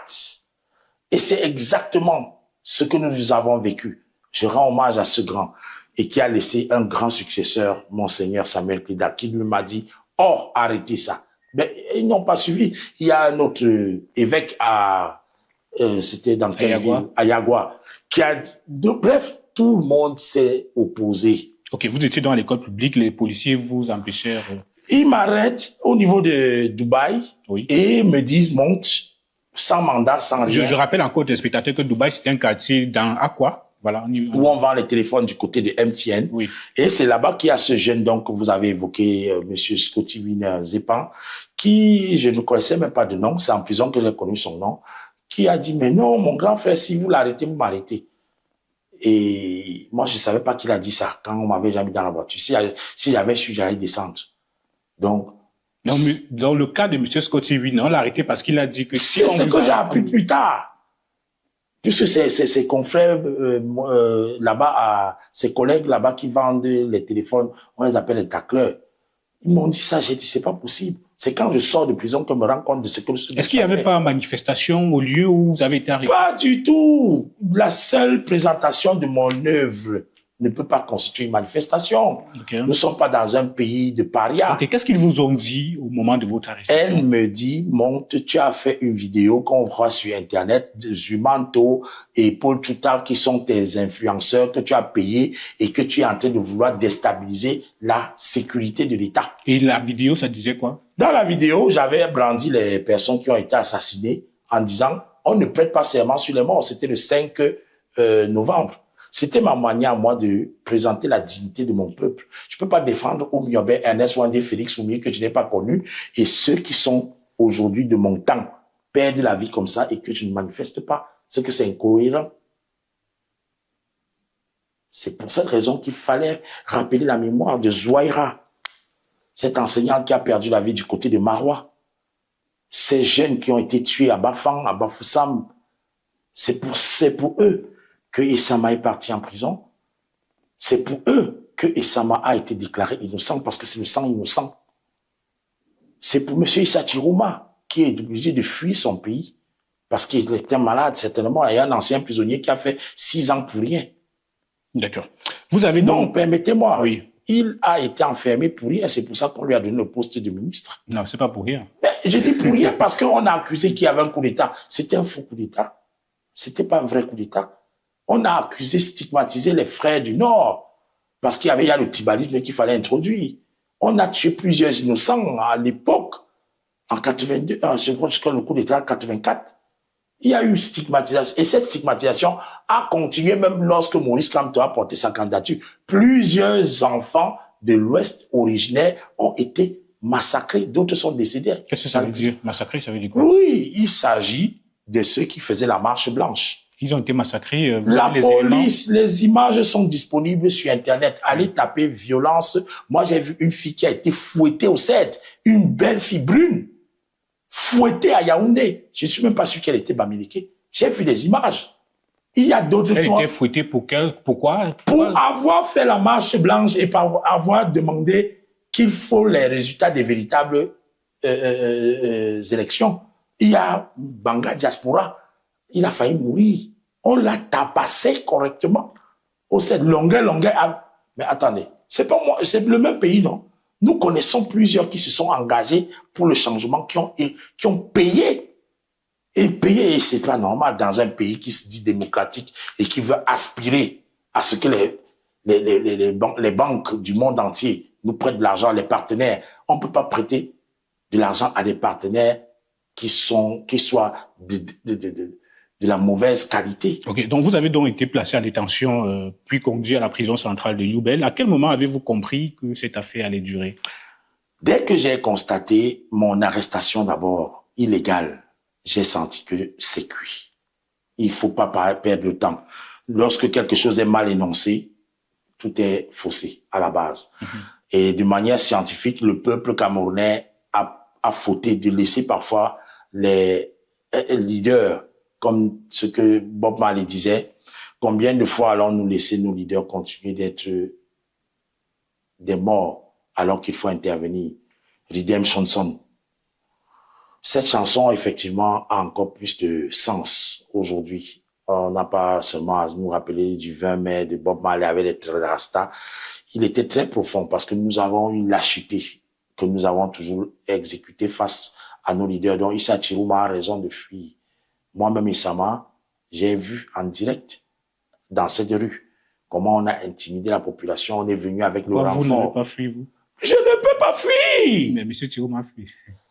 Je ne suis pas Chirouma qui a dit qu'il ne peut pas fuir, mais moi, je ne fuis pas, c'est le Hora. Il y a une différence entre Chirouma et le Hora. Parce que Chirouma, il a d'abord été un ancien prisonnier. Donc, il a d'abord... Vous sentez qu'il avait peur?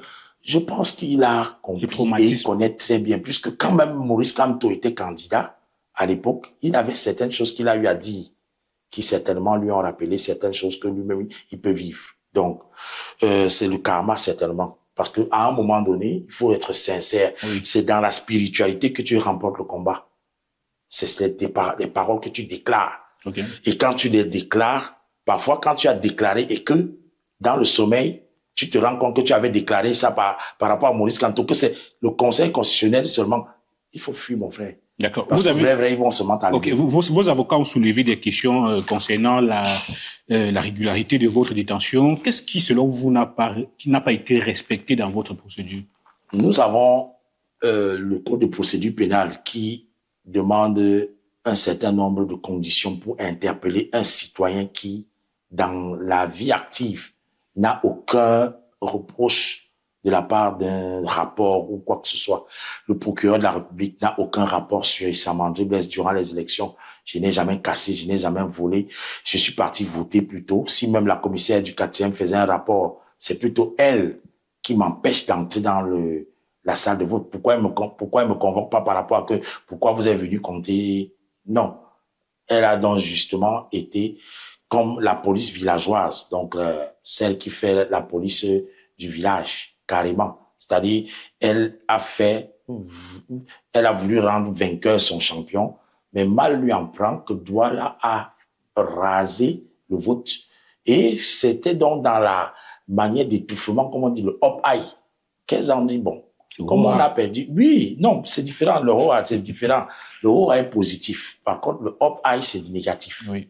Ils ont dit, pour effrayer la population, bien que nous n'ayons pas d'indice que la population peut s'élever, mais effrayons vraiment le peuple en l'arrêtant. C'est ce qu'elle a fait. Et certainement, elle voulait justifier les factures. Parce que beaucoup de ces fonctionnaires véreux sont réellement des marchands. Ils viennent, ils disent non, nous on peut vous montrer que c'est grâce à ce que nous on fait qu'on peut. Pourtant, ils trompent la DGRE. C'est pour ça que Martinez Ogo a été tué. Beaucoup sont dans les marchés en train de faire. C'est pour ça qu'ils sont très dangereux pour faire connaître que dans les actes que certains posent, ils oublient qu'il y a ce qu'on appelle la traçabilité intellectuelle. Vous pouvez connaître qui a tué tel. Si vous êtes très sage et vous rappelez les actes du passé. D'accord. Vous étiez donc poursuivi au tribunal militaire de Douala. Quelles étaient exactement les accusations portées contre vous? Ils ont commencé à la police judiciaire avec insurrection. Ils ont continué avec manifestation non déclarée. Ils ont continué. Bref, quand ça ne donnait pas, ils changeaient chaque fois. Jusqu'au 4e jour, ils ont maintenant mis apologie d'atteinte à la sécurité de l'État. Ça veut dire quoi concrètement? C'est tout simplement des gens qui viennent avec des armées et qui viennent pratiquement déstabiliser le pays et puis transforment le pays en terrain de désordre. Mais si c'est le baffle et la moto et le livre des Sama qui peuvent transformer pour la décolonisation de notre pays, je crois que c'est vraiment ce livre qui peut même sauver le pays. Est-ce que vous avez à un quelconque moment appelé à une insurrection ou à prendre les armes contre le pouvoir? Je suis très content de cette question et je vous donne la réponse en demandant d'aller sur mon fil d'actualité. Je n'ai pas fermé ma page Facebook. Je ne verrouille jamais ma page Facebook. Ma page est Samahora actuellement. Mes pages YouTube. Allez même regarder dans ce qu'on appelle la VAR. Toutes mes déclarations sont patriotiques, nationalistes et pour le changement.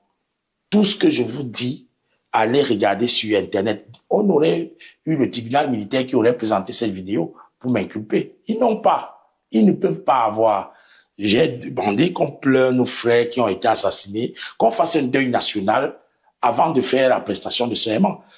Le président Paul Biya lui-même a dit dans son discours le 6 novembre qu'il reconnaît qu'il y a eu des deuils et que vraiment toutes les condoléances. J'ai même dit ça au tribunal à M. Fangono, le juge d'instruction. Il n'a pas voulu parler de ça. Il dit que s'il dit ce que j'ai dit par rapport au chef de l'État, c'est que ça me dédouane. Mais je n'ai pas besoin d'être condamné ou bien dédouané. Les faits sont là. C'est un parjure. Si le président Paul Biya lève la main et il dit « Je jure de servir 7 ans » et qu'il y a encore des morts, on voit les cadavres partout, ce n'est pas vrai. Il ne peut pas servir un peuple quand il y a le deuil. On lui a déjà dit « Tu as gagné. » Ok, tu as gagné, non. Mais alors, tu ne peux donc pas gérer s'il y a encore des cadavres et qu'on n'arrive pas à faire ce qu'on appelle justice et réconciliation. Au moment de votre arrestation, la commissaire en question vous dit que c'est la vidéo que vous aurez fait. Tout à fait. Et après, maintenant, les chefs d'accusation sont requalifiés à atteinte à la sécurité de l'État. Avec tous les radars, parce qu'après, ils cherchaient partout. On m'arrête avant de chercher le motif. Mais on vous a présenté le motif que vous aurez. J'ai dit que c'est parce que quand ils arrêtent, ils constatent que ça ne donne pas. Quand ça ne pèse pas, il faut fuir. Regarde un peu dans son sac là. Il n'y a pas de t-shirt et Chiroma. Regarde un peu dans son ordinateur là. Il n'y a pas. C'est là où ils ont vu alors la vidéo. Oh, la vidéo là. Oh, Zumanto. Oh, ils ont partagé près de 7000 partages de la vidéo. C'est comme ça donc. Et qu'on appelle, je ne connais même pas combien on paye un lanceur d'alerte. Ils ont déclaré que j'ai payé le lanceur d'alerte. Pour diffuser ces images? Mais c'est des Camerounais, des compatriotes. J'ai accompagné plutôt Zumanto dans la commémoration de nos frères, puisqu'il a organisé une cagnotte où on a remis des sommes d'argent à chaque membre de famille qui avait perdu un de leurs membres. Le peuple a eu mal et je remercie tous ceux qui ont contribué à cette cagnotte pour la mémoire de nos frères qui sont tombés. Je remercie grandement le génie de Zumanto, le génie de Paul Choutal, le génie de Harold Ketch. Je remercie les génies des internautes, tous ceux qui ont contribué, qui ont sorti 5 francs pour nos familles qui ont perdu la vie pendant la crise post-électorale. Et je n'oublie pas de vous remercier pour ce que vous avez fait pour moi en prison, à la cellule 16R où j'étais. Vous avez ressuscité Sama. Grand merci. Okay, vous parlez donc de la cellule. Vous avez passé plus de 300 jours à la prison centrale de New Bells et à Douala. Oui. Parlons un peu de votre quotidien dans la prison. Dans quelles conditions avez-vous vécu ces plus de 300 jours? Elles sont exécrables, puisque même à la vue de la prison, même si c'est la vue aérienne, c'est un camp de concentration, ce n'est pas une prison. Ce n'est pas une prison parce que je m'excuse d'en parler, je voulais jamais parler de ça parce que je devrais partir en prison. Je vais certainement retourner en prison bientôt. Vous rêvez de partir en prison? Je vais retourner. Quand vous êtes dans le combat, vous n'allez pas échapper. Ça dit quoi? Vous connaissez que vous allez poser des infractions? Ce n'est pas une infraction, c'est ma liberté de penser qui menace tellement ceux qui sont aux appareils et ils vont faire la faute, comme la faute qu'ils ont faite là. Vous pensez que cette fin d'année, c'est pour Oumniobé, nous avons décidé d'aller fabriquer un mausolée avec la famille Oumniobé, Ernest Wandier, Félix Fumier, Maman Louise Mekafossi du côté des ECA. On va inaugurer le 13 septembre 2026 et ça sera là-bas à Ezeka. Les maires, malheureusement, sont en train d'exploiter déjà et faire la récupération. C'est maintenant que beaucoup se réveillent. Et quand Essama va faire la grande campagne pour les idées de Oumniobé, le Cameroun pour les Camerounais, par les Camerounais, vous croyez que ceux qui ont pris l'or du Cameroun, comment ils se sentiront? Ceux qui prennent le bois et qui sortent, comment ils se sentiront? Okay, quand on bat campagne du Cameroun pour les Camerounais, par les Camerounais, ça doit bénéficier aux Camerounais, ça ne doit plus sortir sans être exploité. Nous allons mettre ensemble le peuple pour que nous fassions des blocus avec le bloc populaire pour empêcher que notre bois sorte sans être transformé, pour empêcher que notre or continue d'être exploité sans être transformé sur place. Il est question de souveraineté. Et c'est ça, quand je vous dis je serai arrêté, je sais de quoi je parle. D'accord. Vous êtes en train de parler dans des conditions difficiles à la prison centrale de New Bell. Oui. Vous continuez, s'il vous plaît. Oui. Oui, tout le monde se lève et puis n'est pas occupé. La prison n'est pas un lieu où on a organisé, parce que nos gardiens de prison, bien que formés, n'ont pas l'adaptabilité de cette formation pour resocialiser. Donc, il y a très peu qui font des cours de lecture, il y a très peu qui font de la musique, il y a très peu qui font l'élevage. Le Camerounais se lève en prison, il apprend plutôt comment fumer encore plus la drogue parce que ça coûte moins cher. Il apprend encore comment faire plus de banditisme avec le téléphone, on appelle calling. Et il apprend encore plus à faire trop de choses qui sont négatives.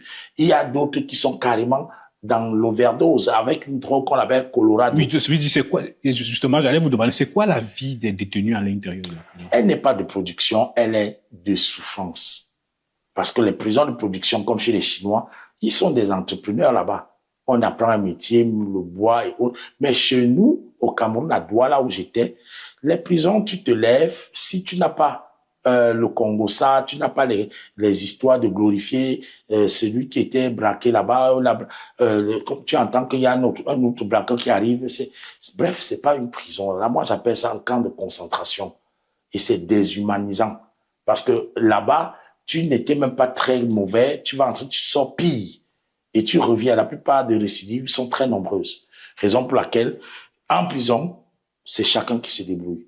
Et je félicite ceux qui organisent au moins la vie de façon humaine, parce que il y a ceux qui apportent, les mamans qui apportent à manger de l'extérieur, il y a au moins un bon couscous appréciable, les légumes, le lait. Mais s'il faut compter sur la ration pénale, la ration de la prison, c'est les charançons avec le maïs. J'allais justement demander ça. Lorsque vous dites que c'est chacun qui se débrouille, est-ce que les conditions carcérales, est-ce qu'il y a pas des rations pour les détenus matin, midi, soir pour manger? C'est pas matin, midi, soir, c'est 2 fois. C'est matin et soir. Mais maintenant, c'est le maïs. La viande, c'est le charançon. Le charançon. Ce que je vous dis n'est pas une injure. Monsieur Issama. J'ai des plats que les gars on fait comment pour élever les charançons? Puisque les sacs de riz entrent et parfois ils ont duré longtemps dans le magasin. Et pourtant, les prisonniers ont faim, monsieur Issama. C'est la raison pour laquelle le régisseur n'a pas le choix. Il faut qu'on augmente le budget du ministère de l'administration pénitentiaire. Il faut bien que les régisseurs soient dotés. Le ministère de la Justice, parce que... Oui, c'est le ministère de l'administration territoriale dépend du ministère de la Justice. Non, le ministère de l'administration pénitentiaire dépend du ministère de la Justice. C'est ce que je voulais dire. Et il est hors de question que vous avez actuellement des greffiers qui sont très, très assoiffés, affamés. Ils ont même leur bureau. Quand vous allez prendre certaines décisions, leur bureau, ils sont obligés de vous raqueter là-bas. Ils vous demandent les 30 000, 50 000 avant de rédiger un document. J'en parle parce qu'il faut que monsieur le ministre de la Justice, Laurent Esso, prenne son courage à 2 mains et dise, voilà, j'augmente l'argent pour que les greffiers ne soient plus... Est-ce que vous avez un élément qui vous permet de faire ces déclarations? Les témoignages de Issama lui-même, monsieur Scotty Wiener n'est pas sorti parce qu'il n'avait pas moyen Or, Maître Aïcha Méfiré, formidable femme, est partie et elle a veillé. Une femme mariée qui a veillé jusqu'à presque 2h, 3h du matin pour que je sorte de prison. Elle était là. Elle a insisté. D'accord. Mais pourquoi je peux avoir la même décision qui libère Issama et Scotty Wiener, mais les deux ne sortent pas de prison le même jour? Parce que l'autre, on dit qu'il n'est pas suffisamment vu, on n'a pas trop peur. Donc, on a eu peur de mes avocats, Maître Fabien Kenyé, Maître Kefak, Maître, tous ces avocats à son, qui se sont battus et qui ont fait entendre la voix de la raison. Donc, mon procès s'est passé de manière assez, équitable? Pas équitable, assez patriotique. Parce qu'il y a eu de l'amour, il y a du patriotisme de Maître Fabien Kenyé. C'est un grand patriote. Maître Asson, pareil. Je vous dis, Maître Méfiré, Aïcha, cette femme, je lui dois tout. Je leur dois ma vie. Je vous dois tout de moi. OK. Ce que je voudrais comprendre, ce que nous devons comprendre, c'est lorsque vous vous levez le matin à la prison, quelle est la première des choses que vous faites pour pouvoir manger? Vous avez juste la chance que certaines personnes pensent avoir à l'extérieur. Parlons d'abord s'il y avait personne. Ne rêve pas. Soit tu peux te contenter des rats et des souris qui passent. Il y a des gens qui mangent des rats là-bas. Les rats qui passent, ils tuent. Et puis, même s'il y a la gale, ils nettoient. L'administration pénitentiaire met quoi à votre disposition et à quelle heure de la journée? À partir de 16h, il y a la ration pénale. À partir de 16h jusqu'à 16h? Oui, c'est jusqu'à 16h. D'accord. Oui. parfois 13 heures. Ils mangent et il y a donc reprogrammation pour le lendemain. Vous mangez quoi? C'est-à-dire, en une semaine, vous pouvez manger quoi? Oui, il y a parfois, quand c'est une chance, c'est le riz. Le riz bouilli. Et quand ce n'est pas la chance? Ça, c'est maïs avec les charançons. Ce que je vous dis, vous partez, ils sont avec les mains comme ça, puisqu'il n'y a pas les plats. Ah bon? Mais je dis que c'est déshumanisant. On vous donne le montant de 416 francs pour la ration du prisonnier. Je pense pour ma part que le régisseur fait beaucoup d'efforts pour qu'il y ait au moins de l'eau. Parce que même quand on coupe l'eau, le prisonnier a droit à l'eau. Mais je vois quand même le prisonnier de Neubel avec Kambouata qui est venu pour qu'on se lave. Parce que même pour se laver, ce n'est pas facile. Donc, ils font ces efforts, mais il faut bien qu'on accompagne que plusieurs personnes, les organisations internationales, les ONG, les sociétés, apportent à manger aux prisonniers. Sinon, c'est que la société va mourir. Est-ce que vous avez quand même des bonnes conditions pour dormir? Pas du tout. Si vous ne payez pas des montants faramineux, vous ne pouvez pas dormir dans un lit. Ça veut dire quoi? Il faut donner à certains responsables qui ont organisé qu'il y ait des lits, des matelas, des petits coins, des bancs. Il faut leur donner de l'argent. Si tu veux un banc, tu payes 10 000. L'argent que vous donnez là, c'est pour qu'ils partent dehors acheter ou bien c'est déjà dans la prison, on ne vous donne pas? C'est déjà dans la prison et parfois, tu as la malchance qu'il y a peut-être plus de demandes que d'offres, mais tu lis leur. Donc, c'est tout vous à savez, fait... ce que je voulais comprendre, c'est, vous êtes en prison, Oui. Il y a déjà ces lits-là. Oui. Et on ne vous donne pas, mais il faut pousser de l'argent. Tout à fait, c'est marchandé, malheureusement. Et c'est ce qui est triste de constater. La surpopulation fait en sorte que, pour s'en sortir, parce qu'il y a plusieurs catégories de prisonniers, il y a d'autres qui ne se lavent pas, tu ne peux pas accepter d'être dans un quartier avec quelqu'un qui n'a pas une certaine décence. Oui. Il y a quelqu'un qui vient avec des boutons sur lui parce qu'il était couché dans la cour. Tu vas pas accepter qu'il soit ton voisin. Donc, c'est également cette discrimination là-bas qui crée ce que j'appelle la déshumanisation. Vous êtes obligé de vous rejeter même entre vous prisonniers.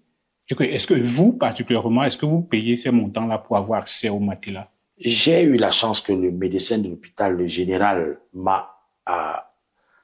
c'était clair que, comme j'ai plusieurs fois fait la prison, il a accepté que Issama ne soit pas obligé de faire, de subir et je remercie encore le général, qui est le médecin chef de la prison. Chaque fois que je suis en prison, je n'ai jamais payé. Mais, beaucoup ont payé. Quels sont les montants, par exemple? Il y a 400 000, il y a 300 000. 400 000, c'est pour avoir quel genre de... Un petit lit, à peu près l'équivalent de nos 2 fauteuils ici. Tu es couché là-bas. Tu as 400 000. Tu es seul dans ton cadre? Non, tu es seul sur le lit. Petit lit, oui. 400 000. Oui. Et après, il y a comme... Il y a également des caisses de télévision, les caisses de nettoyage de plats, puisque vous êtes organisé en société. Vous avez la caisse de télé, vous avez parfois des visites où il y a des petites cotisations que vous faites pour régler des problèmes entre prisonniers. Il y a par exemple les matchs de football que vous êtes obligé de participer pour pouvoir jouer. Ces petits montants-là sont régulièrement dépensés. Mais ce qui est très essentiel... Est-ce que l'État est au courant de ce que les prisonniers dépensent? Pas du tout. Je pense pas parce que même le régisseur n'est pas parfois au courant. Mais il y a ce que j'appelle ce qui se passe à l'intérieur de la caisse. C'est très, très sensible. Et permettez-moi de vous dire pourquoi c'est sensible. Dans une déshumanisation, certains s'organisent pour ne pas payer trop cher le prix.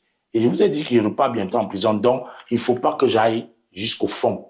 Parce que si je vais au fond, pour vous dire qui gagne, qui tire les ficelles, ça ne nous sert à rien. Quand vous parlez de caisse là, c'est quoi la caisse? Vous savez, quand les responsables de la prison sont obligés de vivre, ils vivent avec ce qu'ils ont comme réalité. La réalité, c'est quoi? Vous ne pouvez pas discipliner une prison surpeuplée exclusivement avec la norme. Là-bas, on défie la norme. Ça veut dire la quoi? drogue est vendue en grande quantité pour endormir en grande quantité certains qui sont très dangereux. C'est-à-dire que la drogue est utilisée, Oui. donnée par les... Non, pas donnée. C'est mafia. Il y a une mafia. C'est-à-dire que c'est vendu à l'intérieur de la prison. Oui, parce qu'il y a certaines choses que, je vous dis, nous sommes déjà entrés dans la caisse. Et la caisse là est trop sensible. D'accord. C'est pour ça que je souhaite vraiment ne pas trop insister. Ok. Oui. Ok. Donc, est-ce que vous avez déjà été témoin d'un prisonnier qui est décédé à cause des conditions carcérales? Tout à fait. On l'appelait, il est décédé effectivement à la prison centrale devant ma cellule. Il est tombé parce qu'il partait sécher un vêtement. Oui. Et nos frères Maléwa et tous les autres qui sont des artistes même qui sont passés dernièrement, malheureusement, on n'a pas pu faire quelque chose pour lui. Il y a d'autres qui se sont retrouvés électrocutés parce qu'il y a le courant en prison. Certains donc ont une mauvaise utilisation la nuit. Ils ont branché parfois sur des fers et ils se sont retrouvés. Donc, c'est un surpeuplement qui est à faire, qui est progression. Et je félicite donc l'administration d'avoir créé la prison de Ngoma. Ils sont déjà en train de décentraliser, de permettre qu'il y ait moins de prisonniers entassés et qu'il y ait déjà oxygénation. Ce n'est pas tout. Il faut améliorer maintenant le standard du prisonnier et surtout ce qu'il reçoit par personne. Et ça, c'est accompagné avec le peuple, avec les décideurs aussi. Parce que le peuple doit savoir que quand vous avez vos membres de famille en prison, ne les abandonnez pas. Ce n'est pas l'État qui les a envoyés avoir un comportement. Parfois, ils sont innocents aussi. Et il faut accompagner solidairement, de manière solidaire. C'est dans le cadre de la surpopulation carcérale que le prisonnier pas prisonnier, parce que, bon, voilà, il était le détenu, monsieur Jacques Bertrand avait été transféré à la prison de Goma. C'était toujours dans le cadre de la surpopulation? Non. Et je dois dire non parce que, il faut être honnête, il n'y avait pas un problème en tant que tel. Il y avait juste un comportement de méfiance de l'administration pénitentiaire quand Bertrand m'en venait me rencontrer dans ma cellule 16R. Lui, il était à la 18. Et à la 18, quand il quittait, il venait chaque fois vers moi. Il y a beaucoup de gens qui étaient très mécontents parce qu'ils disaient que ce que les gens, les deux là peuvent parler, ça peut être très dangereux. Comme il est encore très jeune, et je dis bien que c'est une très bonne chose d'être jeune activiste, mais parfois, il était peu expérimenté. Il faisait des lives TikTok et puis à l'intérieur de la prison. Oui, malheureusement, il a violé certains conseils que je lui ai donnés parce que on ne s'attaque pas à un ensemble de personnes, notamment le régisseur. Quand vous êtes il nous a favorisé énormément en nous permettant d'aller nous soigner dans les hôpitaux. Ce n'était pas à lui encore de recevoir cette gifle. C'est-à-dire qu'il y a parfois le régisseur favorise certains prisonniers en fermant les yeux sur certaines choses, mais les prisonniers, eux, ne se rendent même pas compte que c'est une faveur qu'on est en train de leur faire. Ce n'est pas en principe une faveur. Est-ce que le téléphone, par exemple, est autorisé à être utilisé à l'intérieur de la prison? Monsieur Fometio, vous me permettez encore de vous dire, nous sommes en train d'entrer dans une page glissante. Et je vais pas vous mentir, ça va être très difficile pour moi de répondre parce que je vais repartir en prison. Vous savez très bien pourquoi je le dis. Je vais repartir en prison. Okay, donc nous avons intérêt à préserver ce que j'appelle la gestion personnelle du régisseur vis-à-vis de certaines situations. C'est quand même un bon régisseur? Je pense qu'il est humain. Oui. Il m'a même apporté mes médicaments et il m'a même permis d'avoir certains médicaments que je n'arrivais pas à payer. Mais pourquoi est-ce qu'on disait qu'on ne voulait pas vous extraire pour vous permettre? C'était l'hospitalisation. Oui. C'est différent. C'est l'hospitalisation et c'est le tribunal militaire qui permet cette hospitalisation. Or, le juge Efangono n'a pas voulu, bien que je justifiais d'un domicile, comme je justifiais de tout, il a préféré que je sois d'abord en prison 6 mois. Donc, c'était une affaire montée, qui était bien montée à la villageoise. C'est les gens du village. Non, ce n'est pas du ressort du régisseur de vous permettre de sortir. Le régisseur n'est que mon gardien de colis. Oui. Il garde le colis. Si on lui dit tout de suite la libérer, ça va. Au contraire, le chef BAC, le SAF, a fait main pied et main pour qu'on me libère le lendemain du jour où j'étais libéré au tribunal. Donc, eux, ils ne sont pas dans la même démarche. Il faut bien distinguer. Les administrateurs pénitentiaires sont que des gardiens de colis. D'accord.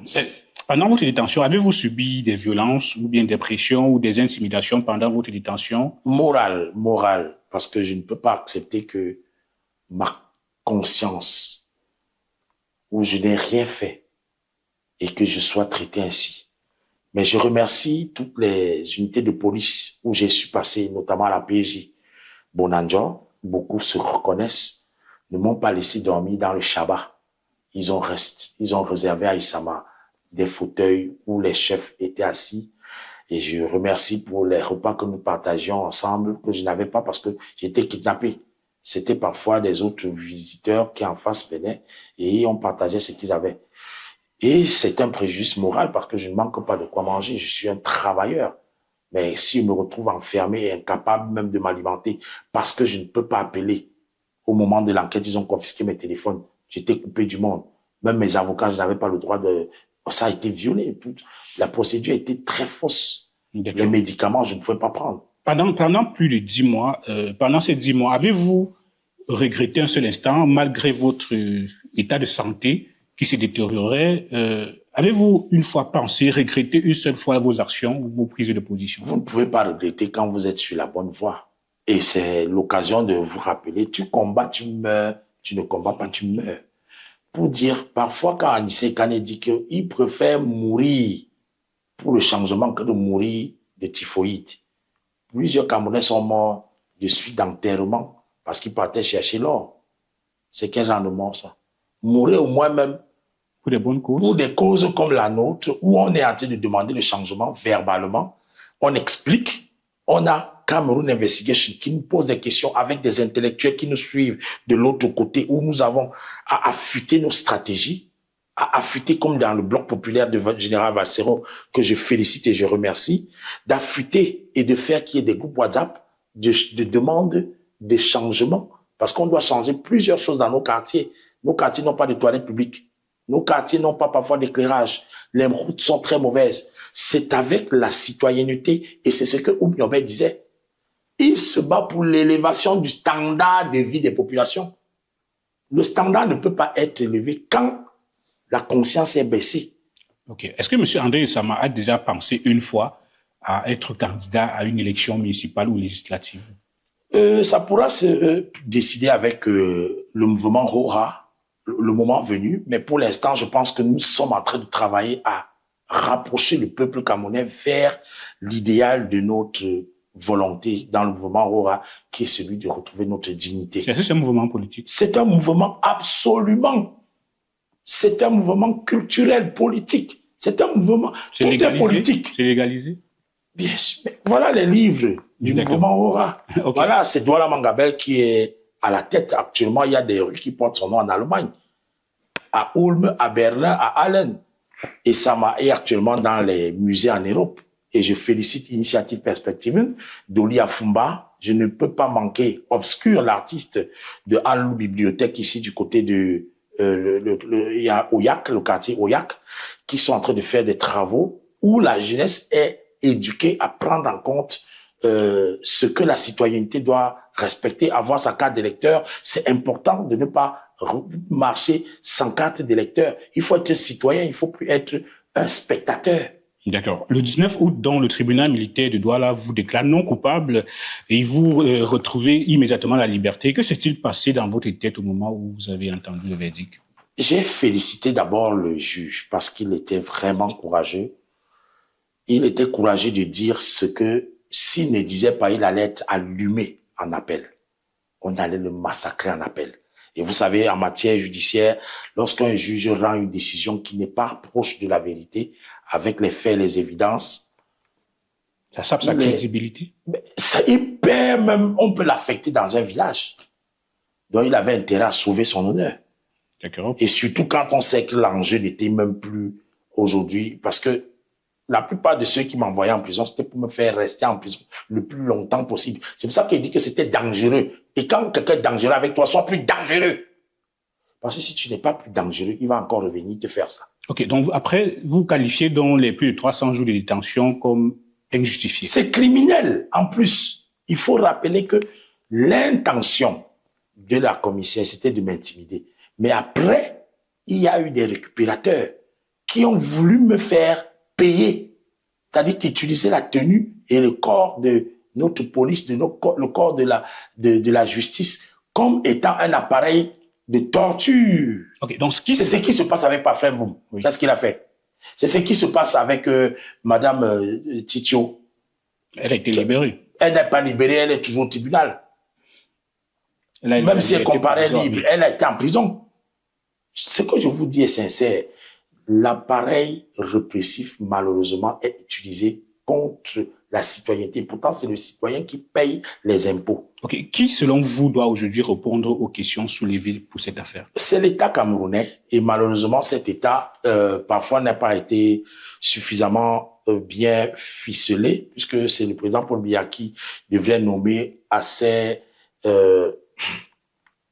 postes à la Cour suprême en matière de dédommagement. Malheureusement, pour l'instant, ces personnels sont décédés. Mais je travaille avec Maître Tchèque Assad, qui a des dossiers pour ceux qui ont subi des gardes à vue abusives et autres, pour permettre à ce que ma requête en temps et en heure et en éléments, puisque le plus grand des éléments, c'était la décision judiciaire définitive. Dans quelques jours seulement, ça sera définitif. Personne n'aura fait appel, parce que j'attends que madame la procureure, la commissaire du gouvernement fasse appel, mais je crois pas qu'elle va faire appel. Sauf si elle fait appel, on continue l'enquête, on va voir. Ok, donc allez-vous donc demander réparation? Dans le but de l'émission ici, alors, c'était pour faire quoi? Cadeau, la dignité est retrouvée quand je peux me défendre pour prouver à Oumiobe que effectivement je l'ai défendu. Je ne peux pas dire à mon père, papa, je suis ton fils, mais il voit que je ne suis qu'un nulard. Mon père a beaucoup fait. Il a énormément éduqué ses enfants avec des livres, des bibliothèques sur Thomas Sankara, sur Kwame Nkrumah, Marcus Garvey. C'est ça qui a fait que je ressemble un peu à mon père. Et mon père est fier de moi, effectivement, parce qu'il constate que je suis ce qu'il m'a éduqué, c'est-à-dire un être de pensée libre. Vous demandez quoi concrètement? Je demande que ma restauration à la dignité soit effective. Parce que je suis pas un animal. Je suis pas moins qu'un être humain.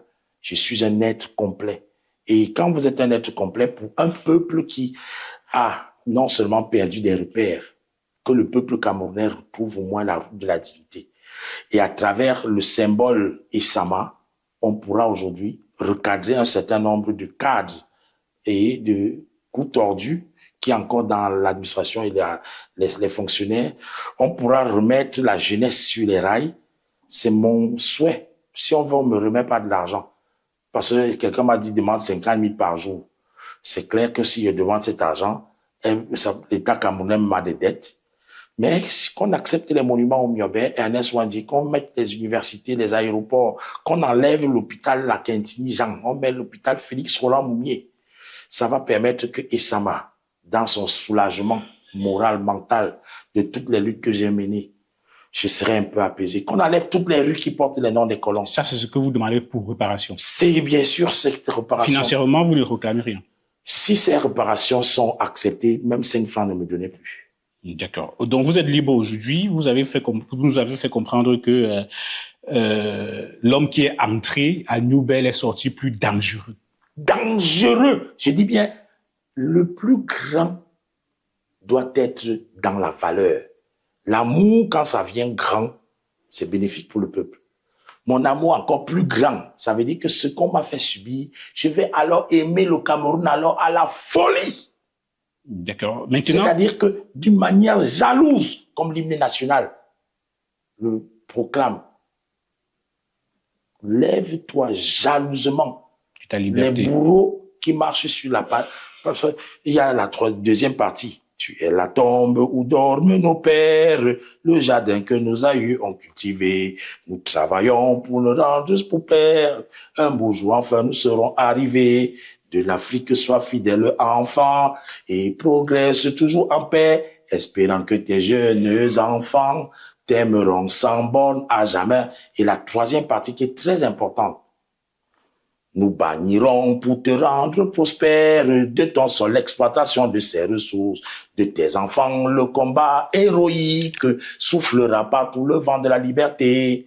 Les bourreaux qui marchent sur la nation, c'est versant le sensément le vent, n'entendent point le peuple clamant debout. C'est la révolution. Et ça, c'est la fin de l'hymne national. Debout, c'est la révolution. Qui est l'auteur du... C'est l'hymne national du Cameroun. C'est les 3 parties qui avaient été, mais qu'on n'enseigne pas malheureusement. Et pourquoi? Parce qu'on préfère avoir une éducation édulcorée. Ça, voilà l'hymne national du Cameroun que vient de chanter, mais très peu peuvent connaître. Et pire, quand on chante cet hymne national, beaucoup ne comprennent pas que pour atteindre la révolution, on ne fait pas la révolution dans un peuple vaincu. Il faut conscientiser le peuple. Comme Frantz Fanon le disait, pour Noir Masque Blanc. On fait la révolution dans un peuple qui est convaincu. Est-ce que vous avez l'impression que le peuple camerounais est endormi? C'est pour cette raison qu'il faut donc certains qui mettent des électrochocs. Si le procès des Sama n'a pas fait un électrochoc, même Cameroun Investigation n'allait pas m'inviter. Soyez quand même aussi... En tout cas, quel sera votre prochain combat? On sort de cette émission, quel sera votre prochain combat? Notre intérêt est de raffermir le patriotisme et d'engager les citoyens à plus de solidarité, d'amour, de paix, et surtout de faire en sorte que nous ne mourions pas comme des moutons. Parce que nous ne sommes pas des cure-dents de ceux qui dirigent comme une clique de Camerounais dirigeraient des esclaves. Moi, je n'accepterai jamais d'être esclave d'un monsieur qui est un incompétent. Je préférerais me rebeller que d'être dirigé par un incompétent. Ok. Ah bon? Attends. Je le dis encore une dernière fois. Quand Paul Biya... Vous préférez vous rebeller que de vous faire diriger? Tout à fait, la rébellion morale. Dans ça? Ben, nous avons énormément de ressources. Regardez, j'arrive ici à Bonamoussa, dit, rien que la route, c'est pavé là. La route là, c'est pas bon. Rien que la route, rien qu'au niveau du pont Banyala, mais c'est pas bon. Tu te renverses, tu te casses les dents. Tu es avec un enfant, l'enfant peut mourir. C'est de l'incompétence. Où est la décentralisation tant lancée par le président Paul Biya? Pourquoi n'avoir pas fait que le budget de l'État soit reparti dans les zones où il doit avoir les points d'enrichissement? Mais n'oubliez pas, quand il part se soigner en Suisse, c'est de l'incompétence. Soigne-toi là où tu as travaillé. Emmanuel Macron ne peut pas aller se soigner au Cameroun. Hein, vous n'allez jamais voir Donald Trump venir se soigner ici à Bonanjo, à la clinique Mouna. Pourtant, Mouna, c'est le Montander Mouna, c'est des grands hommes. On pouvait aujourd'hui dire qu'on a Paul Biya venu se soigner à la clinique Mouna. On a de grands médecins. Docteur Aïcha, docteur Ken, qui m'ont aidé énormément à stabiliser. Regardez mon pied. Et mon carnet, regardez, voilà comme ça se cicatrise. Vous pouvez filmer aussi. Mais on va le prendre. Vraiment, c'est triste que je perdais un pied comme ça. Parce que les gens sont complètement à la légence de l'incompétence. Parce qu'il y a des gens qui veulent profiter de Paul Biya et dire, tu vois comment j'ai réussi à faire le Hop Aïe Aïe Sama en ton nom. Paul Biya ne t'a pas envoyé. Donc beaucoup de ces fonctionnaires même ont après. Parce que dans leur intérêt égoïste, au lieu de regarder peuple, ils regardent individu. Et c'est malheureux. Ok. Et si vous aviez un dernier mot, ce serait quoi? Ne laissons plus le temps à ces incompétents de poursuivre leurs besoins sales, de dénigrer le Cameroun et d'empêcher que notre pays rentre dans la fierté tant rêvée par nos grands héros.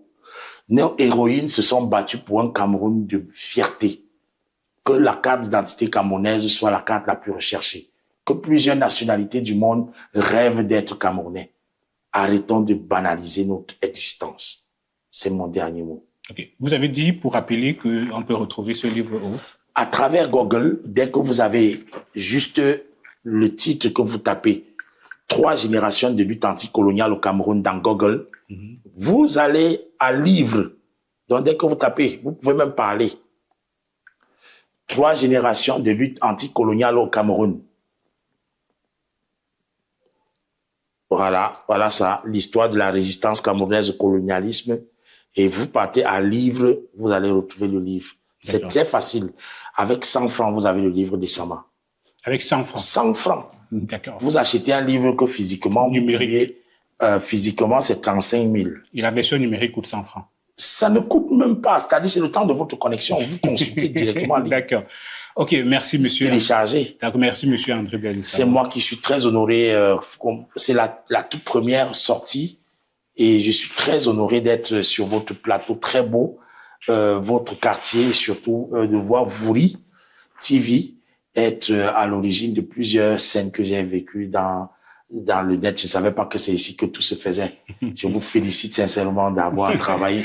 Tout ça, c'est aussi grâce au patron de Wouri TV, Patrick Enyekamga, félicitations. Qui, grâce à lui, nous permet de tourner dans ces studios. Félicitations. Réellement, c'est une chance pour notre génération d'avoir des jeunes qui osent et qui ont compris que la digitalisation sur TikTok, on peut suivre Cameroun Investigation et puis Sama peut venir déposer quelques larmes de ces prisonniers, de ces jours de prison là-bas. Ok, pour les gens qui veulent vous soutenir, c'est une chance, surtout qu'actuellement, je n'ai même plus de moto. Ce que j'ai là, c'est juste, comment on appelle la moto de réserve. Je serais très honoré si vous me permettiez d'arriver à Ezeka sur la tombe de Oumioba avec une moto, parce que celle-là, elle ne peut même pas traverser Edea. Avec les roues sont là complètement, donc ce serait une très bonne chose d'utiliser Kezan, par exemple. Vous cherchez Essama André Blaise dans l'univers de Kezan. C'est une application qui est sur Google, sur Play Store. Vous pouvez également taper directement par MTN au 679 75 65 11. Je reprends MTN Money Transfert 679 75 65 11 et à Orange 690 87 77 00. Le numéro Orange, je reprends 690 87 77 00. Mais sinon, si vous tapez sur Google, le numéro de téléphone et ça va, quelqu'un certainement pourra vous faire voir, ou bien sur Facebook, parce que dans le web, il y a aussi le web endormi. Comment avez-vous trouvé l'émission? C'est une émission qui m'a manqué. J'ai tellement aimé parce que je me suis lâché à fond. Je ne me suis jamais lâché à fond comme ça. Et je pense pour ma part que beaucoup entendront ma dangerosité comme une bénédiction pour ne plus faire du mal à un parmi nous. Parce que on fait du mal à ceux qui se laissent faire. Je suis dangereux et j'ai été très content de dire que je vais être plus dangereux. Et le déclarer, c'est le faire. D'accord. Merci. En tout cas, mesdames et messieurs, c'était monsieur André Blaise Issama, combattant et président du mouvement HOHA. Il était sur Cameroun Investigation, mesdames et messieurs. C'était également un plaisir de vous savoir nombreux à écouter pour sa première sortie ou bien peut-être sa deuxième sortie sur Cameroun Investigation. On se retrouve la semaine prochaine avec un nouvel invité. Bien le bonsoir.